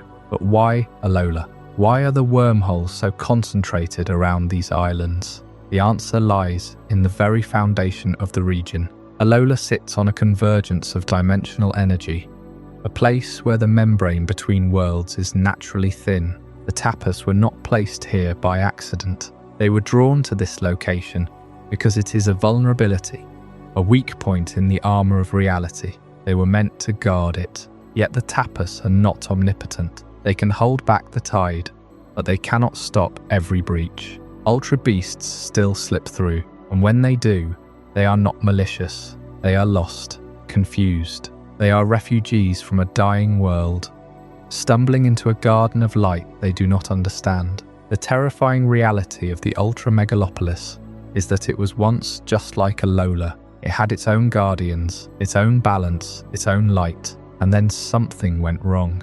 The light failed, the guardians fell, and the world became a hollow shell, a shadow of what it had been. The people of the Ultra Megalopolis did not vanish. They adapted. They built a new existence within the darkness, relying on the energy of Necrozma, a creature that was once a source of light, but had been corrupted, drained, turned into a beast that consumed rather than gave. Necrozma became the heart of that dead world, parasite that fed on the remaining luminescence, and when it saw the light of Alola, it hungered. This is the paradox at the heart of Alola's mystery. The ultra wormholes are not simply doorways, they are wounds. Wounds that the Tapas try to heal, but that the darkness of ultra space keeps tearing open. The Falas are not just travelers, they are signals, echoes of a crossing that has left a scar on their very being. And the ultra beasts are not invaders. They are symptoms of a deeper sickness, a universe that is bleeding into ours. What would it mean if the light of Alola ever went out? What would happen if the Tapas grew tired, or if the tears became too frequent to mend? The people of Alola do not speak of this openly. They whisper it in the old prayers, in the rituals that have been passed down for generations. They know that the border is fragile. They know that the wormholes could one day open wide enough to swallow everything. And yet, there is another thread, a quieter one, that runs through the ancient texts of Alola. The island kings, the leaders who once governed the islands, were said to possess knowledge that the Tapas themselves respected. Knowledge about the numbers, about the cycles of the wormholes, about the patterns that the ultra beasts followed. Those texts still exist, buried in the ruins beneath the islands, waiting for someone to read them. But that is a story for another night. Because before we can unravel what the Island Kings knew, we must first understand the numbers they left behind. The the strange sequences etched into stone, the dates that align with celestial events, the whispers of a civilization that understood the wormholes better than we ever could. What did the ancient rulers of Alola see in the sky that we have forgotten? And why did they carve those visions into the very earth? The answer lies in the next chapter. The Island Kings and the Ancient Texts. The Ultra Wormhole is a wound in reality, a tear that connects Alola to dimensions we cannot map. But before the wormholes, before the Fallas walked among us with their hollow eyes and forgotten origins, there was something older, something written in stone. The Alolan people did not stumble upon the Ultra Beasts blindly. They had been warned, and their warnings are carved into the ruins that scatter every island like bones from a forgotten epoch. On Melemele, on Akala, on Ulaula, and even the smallest islets, you will find standing stones and weathered tablets. They are not random. They are aligned with the cardinal directions, with the tilt of the earth, with the rising of certain stars. And on those stones, you will find numbers. Not dates, not counts of kings or battles, but figures that repeat themselves with a persistence that demands explanation. The most common number is 3, carved beside 3 symbols, a sun, a moon, and a star. But the star is not a typical 5-pointed light. It is a jagged, piercing shape, almost like a crown of thorns. And the number 3 appears again and again, as if the ancient Alolans knew that the world was bound to a celestial trinity that had not yet revealed itself. Then there is the number 7, etched into the base of every major ruin, always near a symbol of a great light that blinds. The elders whispered that 7 was the count of the guardians of the islands, but the true guardians were not the Tapu we know today. The Tapu are the masks, the caretakers. The number 7 points to something else. 7 lights in the sky, 7 fragments of a single being, 7 keys to a prison that holds the Blinding One itself. And that is where the mystery deepens. Because the ancient Alolans did not worship the sun or the moon, they worshipped the Blinding One, Necrozma. They called it the light that consumed light, the devourer of worlds, the source of all illumination that had lost its way. Why would a people bow to something so terrible? The answer lies in the numbers. The carvings tell a story of a time when the stars went dark, when the moon disappeared, and when Alola was plunged into an endless, freezing twilight. The people starved, the oceans froze. And then from the abyss, a single light emerged. Not warm, not gentle, but blinding. It burned away the darkness and restored the world. They did not worship it out of love. They worshipped it out of gratitude born of terror. They carved the numbers to remember the pattern, to know when it might return. The ruins themselves are not temples in the way we think. They are observatories, or what the Tapu call star chambers. On each island, the ruins align not with the local geography, but with the constellation of the Blinding One, a pattern that only appears in the sky during the winter solstice. And the elemental alignments are not random. They are keys. The ruin on Melemele faces the sunrise and is aligned to fire. The ruin on Akala faces the sea and is aligned to water. The ruin on Ulaula faces the mountain and is aligned to rock. And the ruin on Pony Island faces the abyss of the ocean trench and is aligned to dragon, the element that bridges dimensions. These are not just offerings, they are locks. The ancient Alolans built these structures to ensure that the Blinding One, when it returns, will find a world prepared, or a world that can contain its light. But the most haunting clue comes from the oral traditions, the songs passed down through generations of kahunas. They speak of a time when the islands were not islands at all, when Alola was a single landmass, a vast continent that stretched from the depths of the ocean into the sky. And in that time, the people could walk from one end of the region to the other without ever touching salt water. They say that the Blinding One shattered the continent, not out of malice, but because its light was too heavy. The land sank beneath the weight of the light, and only the highest peaks remained, becoming the 4 islands we know today. If that is true, then the numbers carved into the ruins are not just historical markers. They are coordinates. They are a map to the sunken continent, a map that points to the place where the Blinding One first fell to Earth, and what lies beneath the waves, waiting under the darkness of the deep ocean currents, is a question that even the ultra wormholes cannot answer, because the Falas come from beyond. But the Blinding One is older than the wormholes. It is a wound in the universe that has no home, and Alola is its memory. When you stand at the edge of the ruins of hope on Pony Island, and you look out over the endless blue, you begin to understand that the ancient Alolans did not carve those numbers to warn us. They carved them to remember a light that was once everything, and that will one day demand everything back.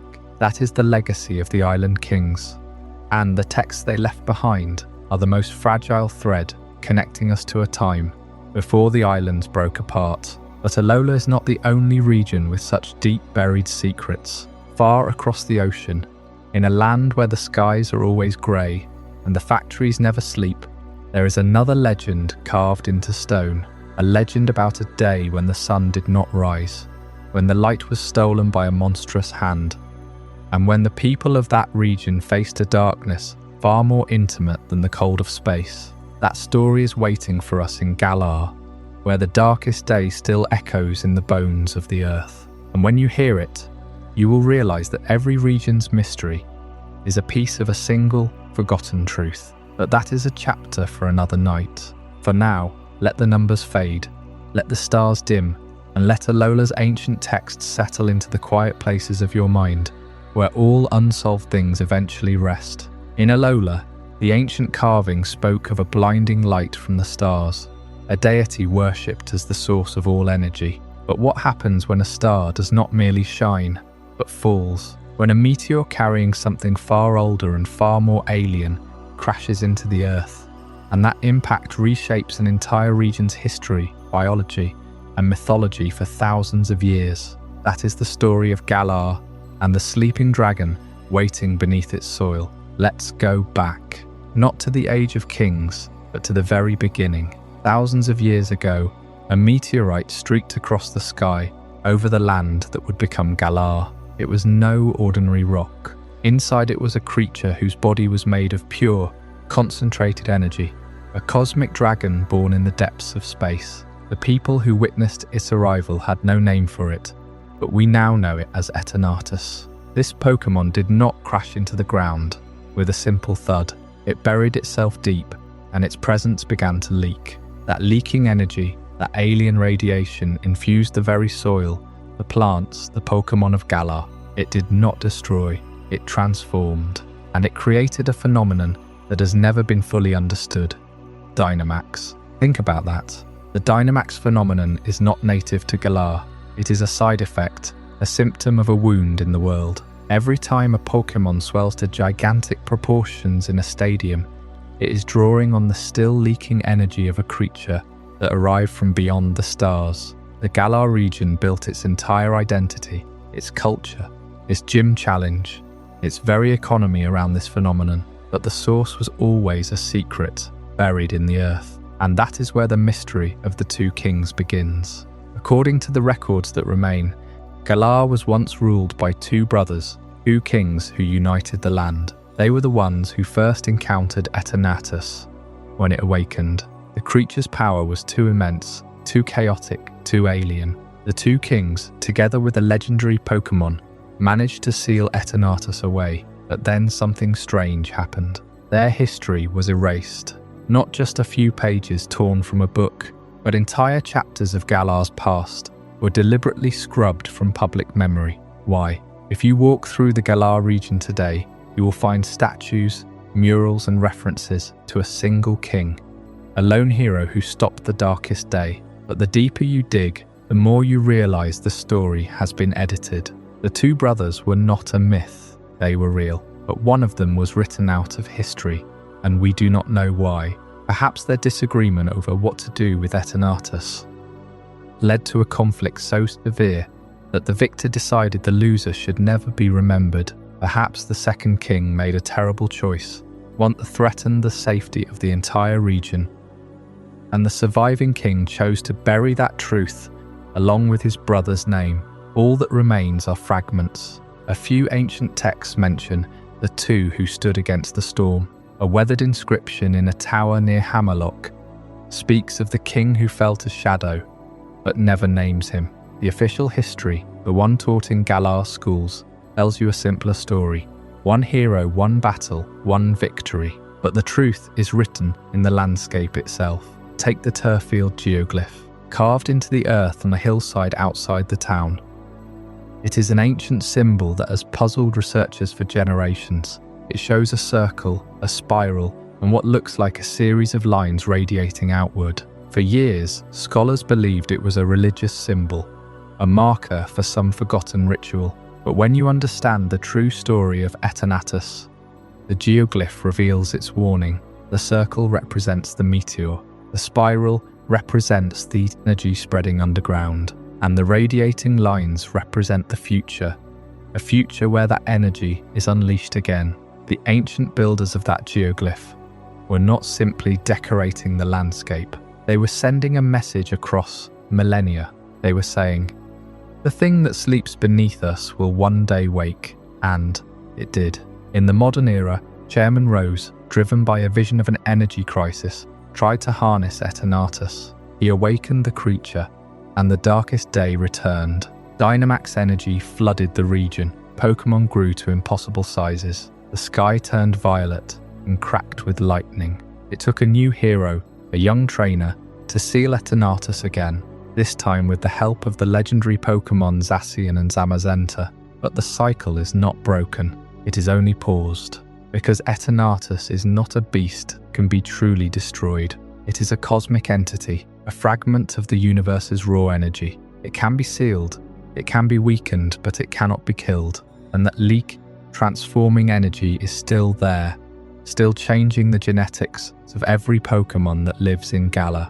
The Gigantamax forms, the power spots, the very air in the wild area. It is all a lingering echo of that meteor's impact. So why were the two kings erased? Perhaps because one of them understood the true nature of Eternatus better than the other.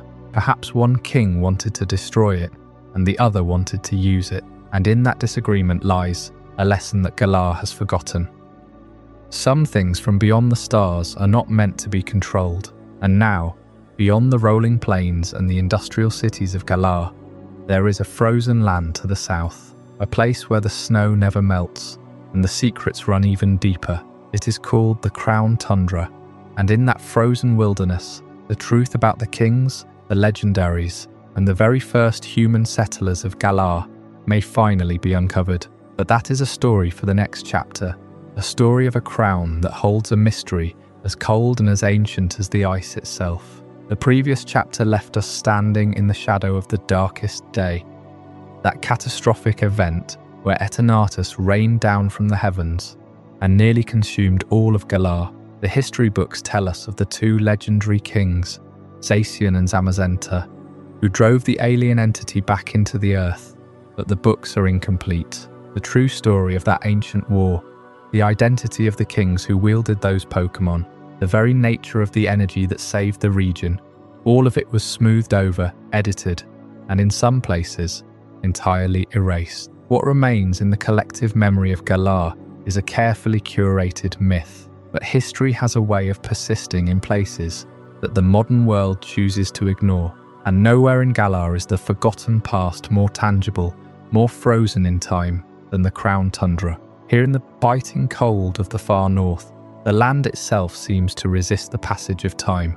It is a place of stark, blinding white and jagged rock, a landscape that feels entirely separate from the bustling cities and lush countryside of the mainland. It is here, scattered across the frozen wilderness, that we find the oldest man-made structures in the region. They are not grand castles or bustling towns. They are temples, crude, angular, and utterly alien in their design, carved into the mountainsides and buried beneath the permafrost. And on their walls are symbols, a specific set of markings that appear again and again. These are the ancient symbols carved into the temples of the Reiji in the frozen north, a direct echo of a civilization that once spanned continents. For anyone who has journeyed to the Hoenn region, these symbols are a ghost, from a familiar mystery. The sealed chamber, deep beneath the ocean, used the same Braille-like alphabet to imprison the original Titans. Regirock, Regis, and Registeel. Here in Galar, the same builders, or the same culture, created new prisons for new Titans. Regileki, the embodiment of pure electrical energy, trapped within a temple of conductive rock. Regidrago, a dragon formed from crystallized energy, sealed behind a door that only a dragon's cry could open. The question that haunts this site is not to open the doors, but built them. The civilization that constructed these temples understood the fundamental nature of these Pokémon. In a way that modern science struggles to grasp, they did not worship them as gods, they them. They created locks that respond to a specific voice, a specific rhythm. And then, just as they did in Hoenn, they vanished, leaving only the temples and their silent guardians, watching the snow fall for millennia. The purpose of this confinement remains an open wound in the history of the Pokémon world. But the Crown Tundra holds more than just mechanical titans. It is a land of living legend, a legend intimately tied to the very cycles of nature that the modern Galar region has tried so hard to industrialize and control. Before the darkest day, before the kings and their legendary swords, Galar was a land of endless fields and bountiful harvests. Ruling over this idyllic land was a Pokémon of immense wisdom and power, a being known as the King of Bountiful Harvests. His name was Calyrex. He was not a warrior. He did not command armies or wage war against dragons from space. His power was life itself. He could make the soil fertile. He could control the movement of the sun and the rain. He was the heart of a vibrant agricultural civilization that thrived in the long summer. But he did not rule alone.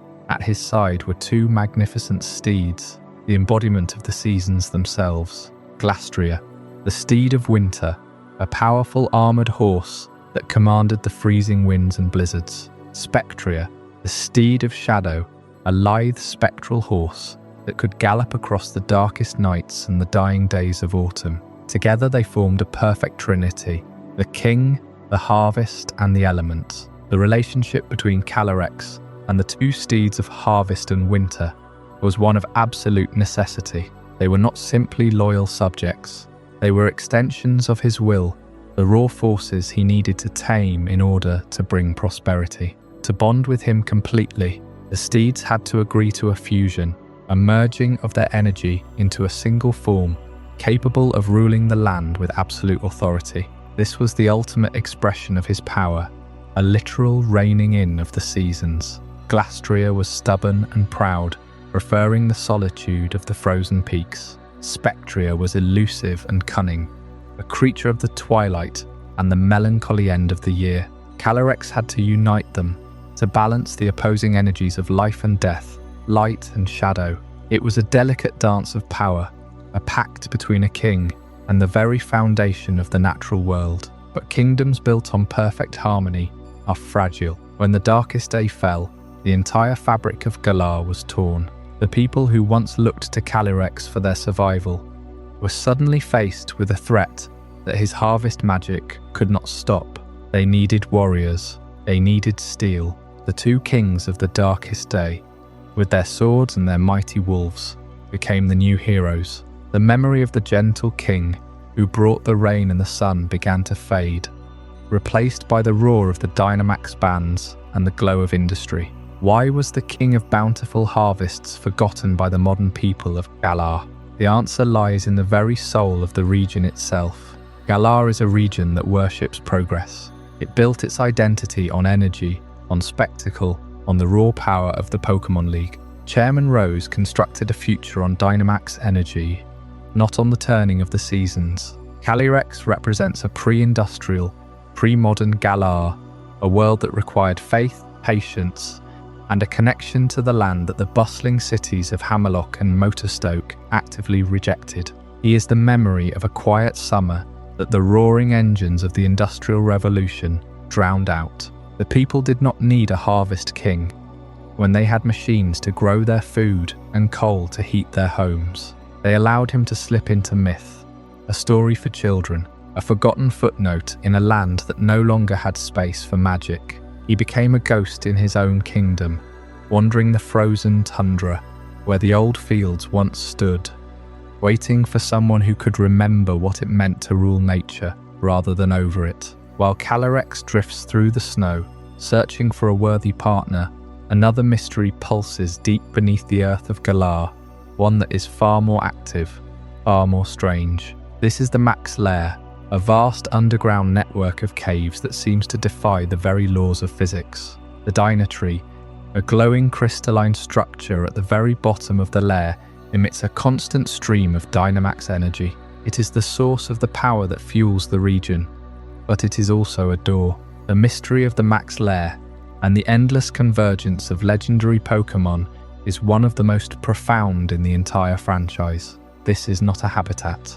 These are not native creatures. Here, in the deepest dark, you can find the avatars of the weather, the muses of other regions, the titans of time and space, all gathered together in a space that should not logically contain them all. How is this possible? The theory that holds the most weight is that the Max Lair is a nexus point, a place where the boundaries between dimensions are thin. The energy from Eternatus, an entity born of the void between worlds, may have permanently weakened the fabric of reality at this specific point. It is a junkyard of the universe, a pocket dimension where legendary Pokémon are drawn or absorbed. Zygarde, a Pokémon tasked with monitoring the ecosystem of Kalos, can be found here, pulled from its watch by the raw allure of the lair. The legendary birds, the forces of nature from Sinnoh, even the Regis that guard the temples above, they all have paths leading here. It suggests that the Crown Tundra is not just a frozen wasteland, it is a wound in the world. Or perhaps it is a library, a place where the universe stores its most powerful pieces. Away from the fragile timelines of the overworld, every step deeper into the Max Lair asks the same question. Are we exploring a cave, or are we walking through the foundational threads of reality itself? The energy is infinite, the source is unknowable, and the implications are staggering. The Crown Tundra holds the deepest ancient secrets of Galar, secrets the region consciously or unconsciously forgot. The land remembers, even if the people do not. The symbols on the Regi temples, the loneliness of Calyrex, the impossible convergence in the Max Lair. These are the threads that tie Galar to a world before trainers, before leagues, a world of pure, untamed legend. They stand as monuments to the mysteries that resist the cleanliness of modern history. And just as the darkest day left a scar on Galar, other regions have their own deep wounds, their own forbidden zones that contain the echoes of a forgotten world. To the south, across the sea, there is a region defined by a single massive crater at its very centre, a wound so deep it reaches the heart of the planet. The people of Paldea live around it, study it, but they do not truly understand it. The great crater of Paldea holds a secret that has never been disturbed, a mystery that makes even the frozen temples of the Crown Tundra look like recent construction. It is a descent into a world where time stands still, and the past is very much alive. From the frozen temples of Galar's Crown Tundra, where ancient symbols lock the Regi away for millennia, we travel south across the ocean to a land that seems to defy every known law of nature. Paldea, a region shaped like a great star, with a vast shimmering sea of inland lakes and golden fields. But at its very heart lies a wound in the earth so deep that the sunlight itself struggles to reach the bottom. The great crater of Paldea, a chasm so wide and so profound that it swallows the horizon when you stand at its edge. And from that dark gash in the continent rises something that has puzzled every scientist who has dared study it. An impossible ecology, a pocket of the world where the rules of life, time and even reality seem to bend and break. You see, the great crater is not a dormant volcano or a meteor impact site. It is something far stranger. At its base, a forest grows in perpetual twilight, fed by an energy that does not come from the sun. The soil glows with a faint crystalline luminescence. The air hums with a frequency that vibrates in your bones. And everywhere, there are crystals. Not just any crystals, but ones that pulse, with a light that shifts through every color of the spectrum. These are the source of the terrestrial phenomenon, a strange process that causes Pokémon to become encased in a jewel-like shell, amplifying their power and changing their type. But where did these crystals come from? And why do they only exist in this one place? The answer may lie in the deepest darkness of the crater, a place called Area Zero, a name that suggests not just a starting point, but a point where everything is reduced to nothing. Here, the crystals are not just scattered on the ground. They grow in massive towering formations, like trees made of frozen light. And in the heart of this crystalline forest, something sleeps. A Pokémon so ancient and so strange that its very existence challenges everything we thought we knew about the history of the region, the disc Pokémon Terapagos. Its name appears in the oldest texts of Paldea, described as a being that descended from the heavens, carrying with it the power to crystallize reality itself. The crystals in Area Zero are not natural minerals. They are the hardened remnants of Terapagos' own energy, shed like scales over eons. But the mystery deepens. Why does the crater seem to exist outside the normal flow of time? Researchers have noted that the flora and fauna of Area Zero do not match any known evolutionary timeline. Some of the Pokémon found there resemble species that should have gone extinct millions of years ago. Others look like creatures that have not yet evolved. And then there are the paradox Pokémon, beings that appear to be from the ancient past or the distant future, but with characteristics that defy simple classification. A mighty dragon that seems to be a primitive relative of modern Pokémon, yet it wields technology, a robotic, futuristic version of a familiar species. Yet it behaves with the instincts of a wild animal. Are these creatures truly time travelers? Or is the crater itself a place where the boundaries between eras have worn thin, allowing echoes of other times to bleed through? The unsettling truth is that we do not know.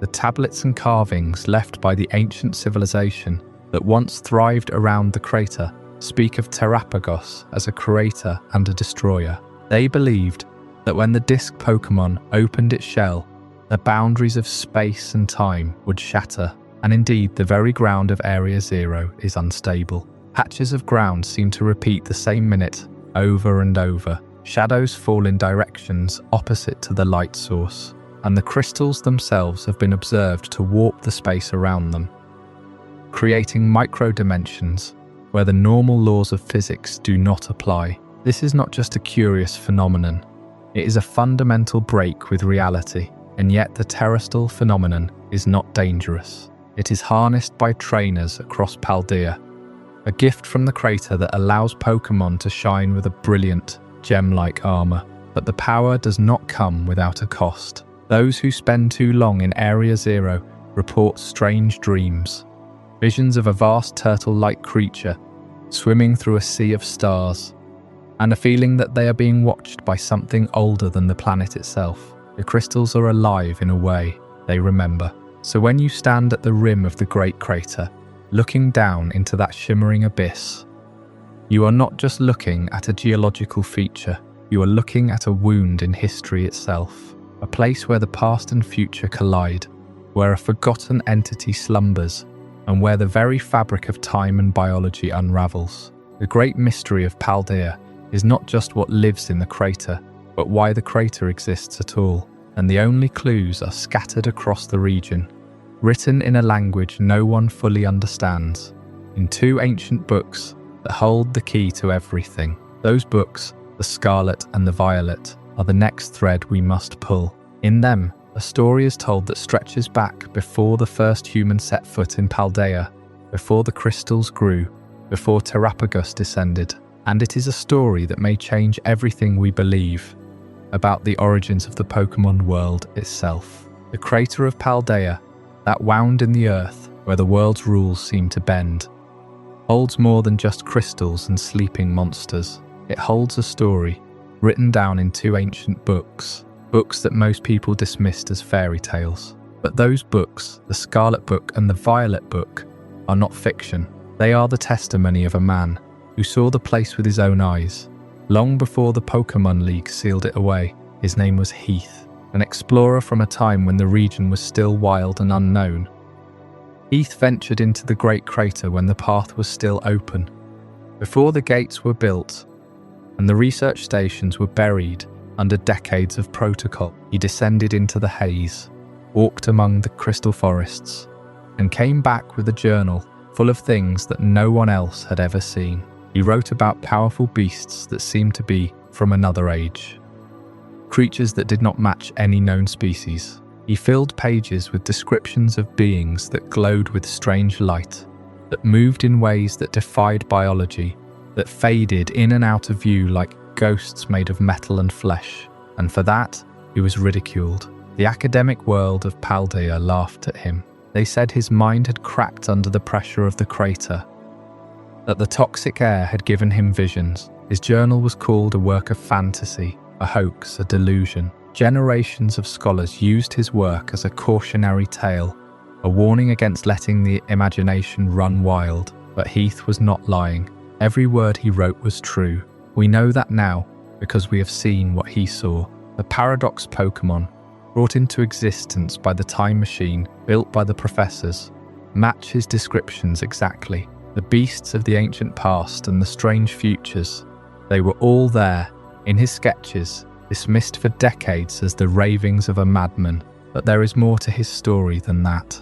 The books he left behind contain other images, other accounts that still have not been explained, sketches of creatures that should not exist, even by the strange rules of Area Zero, drawings that show shapes not found in any known paradox species, things that seem older, more alien, hidden in the margins. And there are those who have always believed that Heath was telling the truth. A small group of people, fringe researchers and enthusiasts, have kept his memory alive. They publish a magazine called Occulture, a glossy periodical that has become famous for its obsession with the paranormal. Issue after issue, they print articles about cryptids, UFOs, ghost sightings, and the lost history of the Pokémon world. But their true passion is Heath. They see him as a prophet, a man who glimpsed the hidden reality and was silenced by the establishment. They dig into every scrap of his work, trying to piece together the full scope of what he discovered. Why anyone would be so obsessed with a disgraced explorer and his fantastical books? Because they suspect correctly that the books are not just about Area Zero.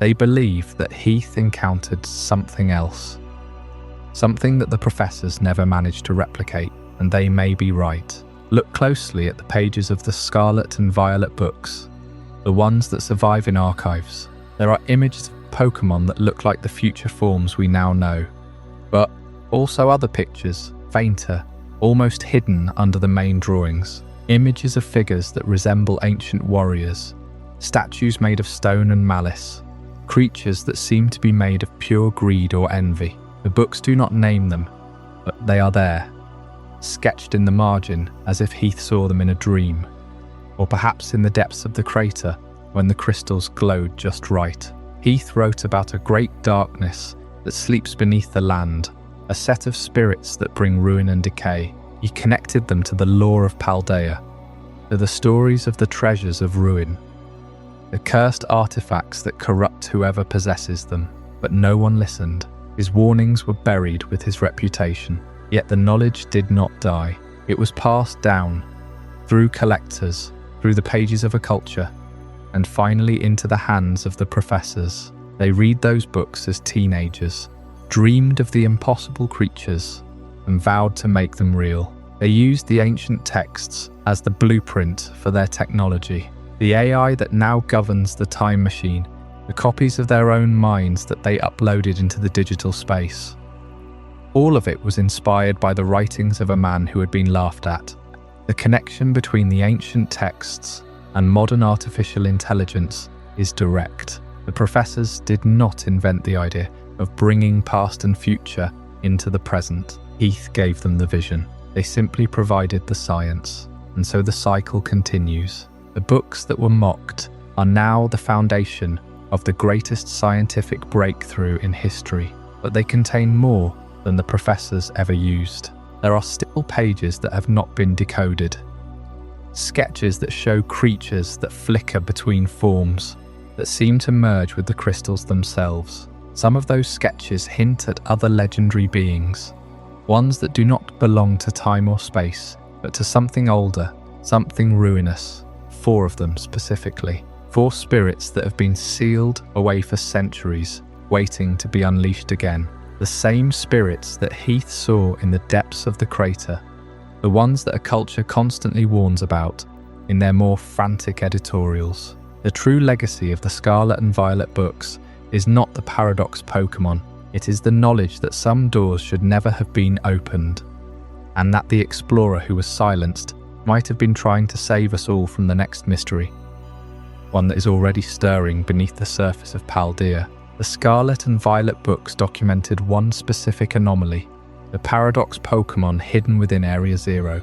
But the occulture magazines, those sensational tabloids of the strange, they covered the legends that haunted the surface world of Paldea. There is one story they return to again and again, a story about a greedy king. The legend speaks of a king whose ambition had no bottom. He sent his emissaries across a distant sea to a land so far away that its name has been lost to history. When they returned, they brought him 4 treasures of impossible craftsmanship: a set of ancient wooden tablets, a sword forged from a single tooth, a bronze vessel carved with faces of despair, a string of beads that glowed like dying embers. He displayed them in his throne room, adoring them with a love that was not admiration, but possession. And that love, that hunger, it was a poison.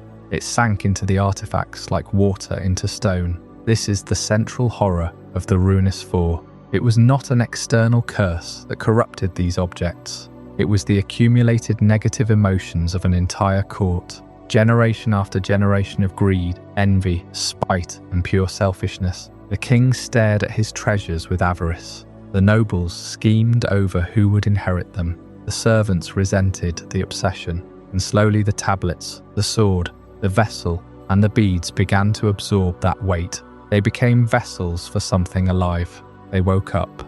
They are not called the treasures of ruin because they brought ruin with them. They are the treasures of ruin because they became ruin itself, given form by the darkest parts of the human heart. Wo-Shin, the abomination of wood and ink that writes the doom of its enemies. Chien-Po, the blade of ice that shatters the land. Ting-Lu, the vessel that drains the very life from the earth. Chi-Yu, the beads of molten fire that burn with a hatred born of pure selfishness. The people who survived the rampage of these 4 entities faced an impossible task. You cannot exorcise an emotion. You cannot negotiate with a curse. You can only contain it. And so they built an intricate prison, using tools and methods we still do not fully understand. Across the entire Paldean landscape, in the deepest ravines, on the highest frozen peaks, and in the most desolate salt deserts, strange black spires were driven into the earth, the black stakes, spike after spike, forming invisible chains that lock the treasures within 4 isolated shrines. The seal required immense precision, 32 stakes for each shrine, 128 stakes total, a massive, silent, violent cage holding back a flood of primordial negative energy. The purpose is obvious, but the mystery lies in the construction. What are these stakes made of? How were they placed in such perfect geometric arrays? And who were the people who managed to subdue entities born from the very essence of human despair? The implications of what happens when those seals are finally broken are deeply chilling. Imagine the fire-scored shrine in the heart of the desert. The final stake is pulled from the earth. For a moment, nothing. The wind dies. Then the ground begins to tremble. A deep, resonant chime echoes for miles, a sound that feels like it is coming from inside your own skull. The vines on the surrounding trees blacken and wither. The air turns heavy, hot and suffocating, and then the shrine doors explode outward. Chi-Yu surges into the world, does not simply attack, it radiates ruin. It lowers the defenses of everything around it. The land wilts. The creatures flee. It is a walking weather system of pure malice. If all 4 were released at once, a simultaneous calamity across every corner of the region, a coordinated collapse of the natural order. The seal breaking is not just a genie escaping a lamp, it is the release of a localized apocalypse. The story of the greedy king and his 4 treasures serves as a grim warning that some artifacts are too dangerous to covet, and some human flaws cannot be contained forever. But this legend, for all its intensity, is not an isolated incident. Look closely at the details. The specific numbers at play here: 4 treasures, 128 stakes, a single king whose name has been deliberately erased from history. These repeating patterns are the threads that tie the mysteries of every region together.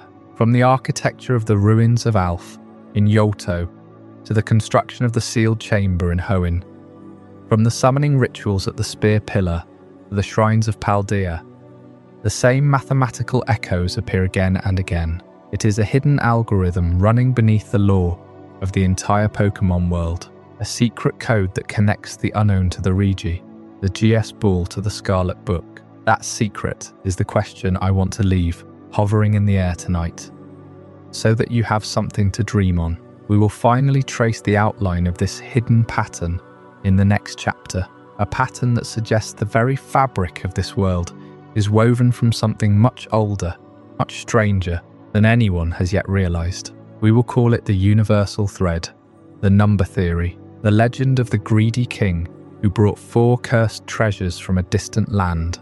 That story, the one that haunts Paldea's ancient texts, speaks of objects that came from somewhere else, not just a different kingdom, but perhaps a different time, a different understanding of the world. The treasures of ruin were sealed away because they were too dangerous to be left in human hands. But the question that lingers after that chapter of history is not simply where they came from, it is when.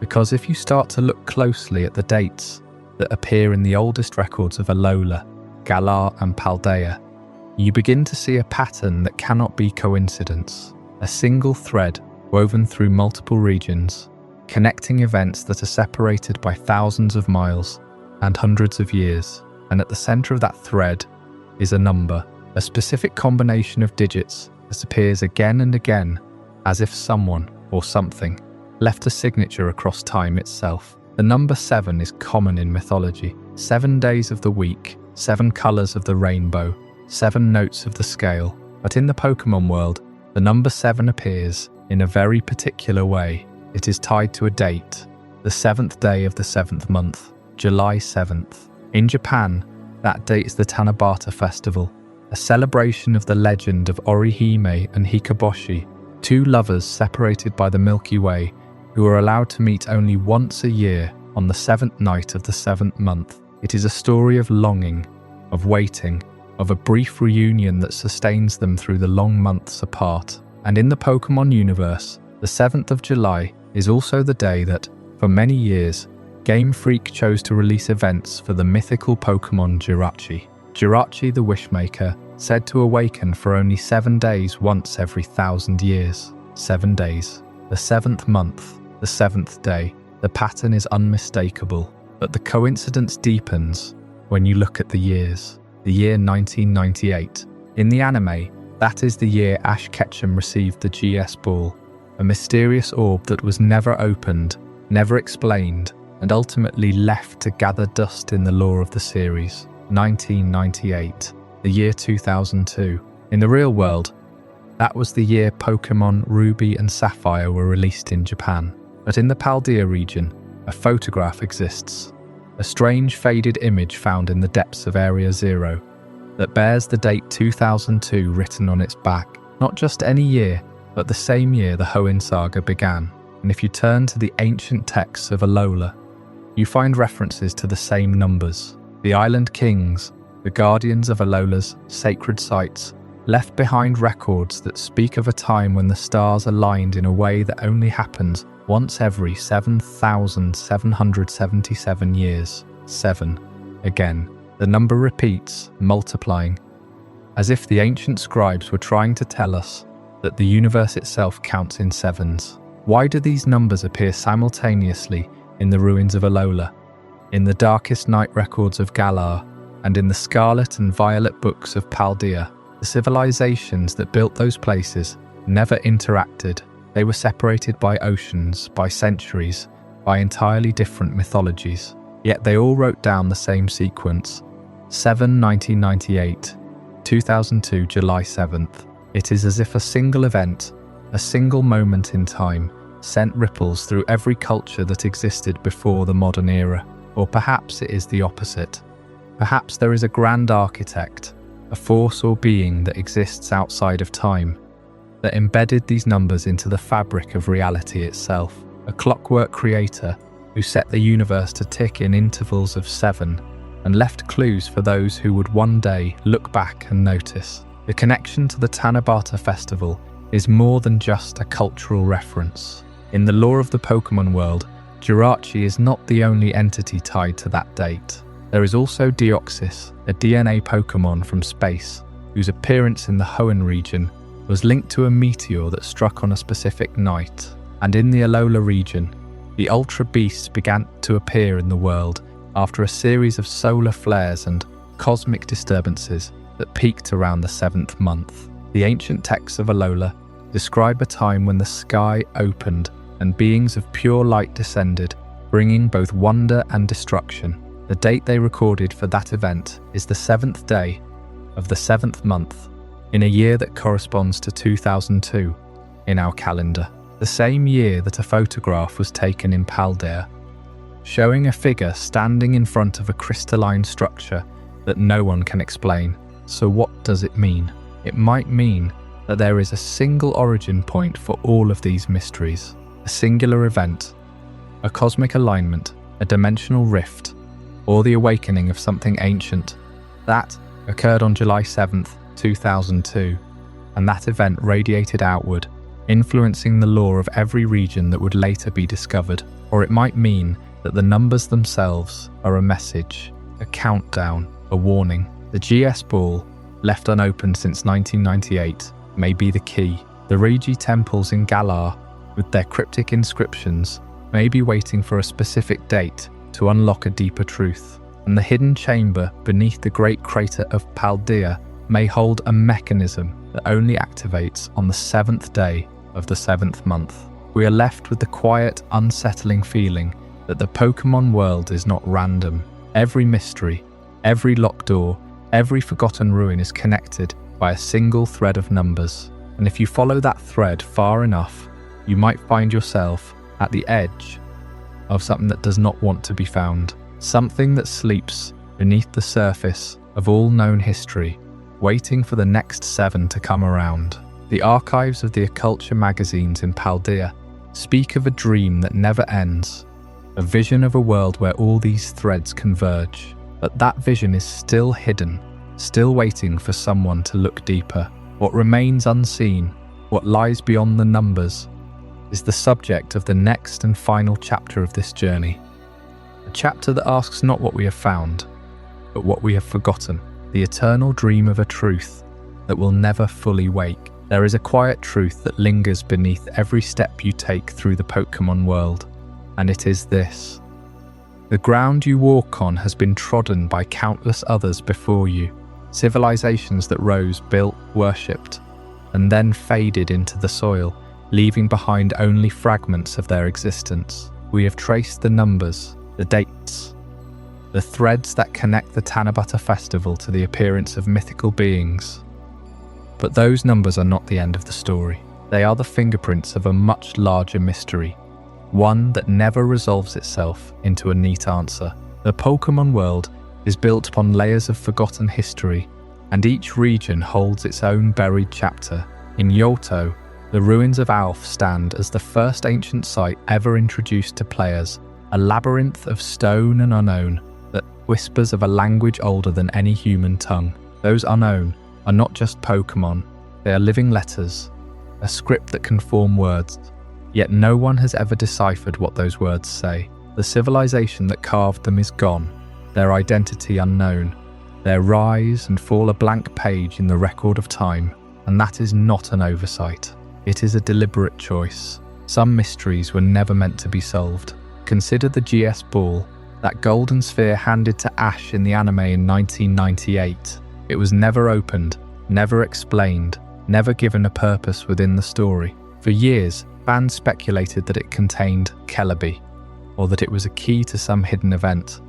But the truth is that the GS ball remains sealed, a relic of a plot thread that Game Freak simply chose not to unravel. The same can be said of the ghost girl in Lumiose City, who appears without warning, without context, and without resolution. She stands in that hallway, looking at you, and then she is gone. No backstory, no closure.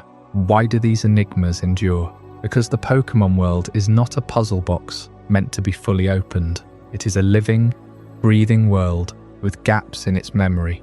Places where the history books are torn, where the truth is buried so deep that even the characters inside the story cannot reach it. The comfort of the unknown is a strange thing, but it is real. These secrets define the magic of the journey because they remind us that not everything has to be explained. There is a kind of peace in accepting that some questions will never be answered, that the ruins we explore are not failures of storytelling, but echoes of a real ancient world that we are only allowed to glimpse from a distance. Think of the spear pillar in Sinnoh. That structure was built by a civilization that understood time and space in ways we cannot imagine. They erected a gateway to the forces that shape reality itself, and then they vanished. Why? What happened to them? The game never tells you, and that silence is more powerful than any answer could be. It invites you to dream, to fill the gap with your own imagination, to wonder what it would have been like to stand at the spear pillar in its prime, watching Dialga and Palkia emerge from the fabric of existence. And then there are the Scarlet and Violet books of Paldea, the journals of an explorer named Heath, who saw things that the world refused to believe.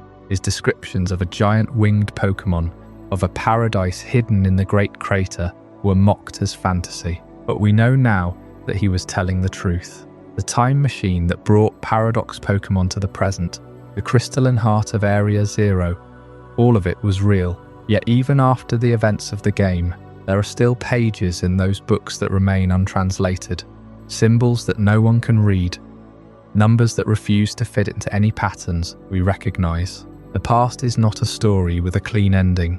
It is a vast, sprawling dream that we are only partially awake to.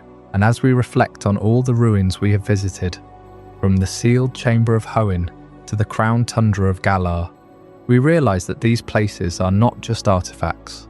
They are invitations. They ask us to look at the world with wonder, to accept that some doors will never open, that some ghosts will never speak, that some balls will never be unlocked. In that acceptance, there is a strange kind of freedom. The Pokémon world becomes larger, deeper, more mysterious. It is a place where you can always find something new to wonder about, where the journey never truly ends, because the mysteries are endless. The ruins of the past are not dead. They are sleeping, waiting for someone to dream of them, and the dreams of the future are built upon those same stones. So lie back, let the weight of these unanswered questions settle around you like a soft blanket. There is no need to solve them tonight. There is only the quiet comfort of knowing that the world is bigger than any one answer, that the stars above the spear pillar still shine, that the ghost girl still wanders a corridor, and that the GS ball still sits somewhere, untouched, a promise of a story that will never be told. And that is okay. That is the eternal dream. The mystery remains, and so does the magic. What did you think of this journey? I'd love to hear your thoughts in the comments below. If this changed your perspective or taught you something new, consider subscribing for more mind-expanding content. And if you know someone who would find this as fascinating as you did, share it with them.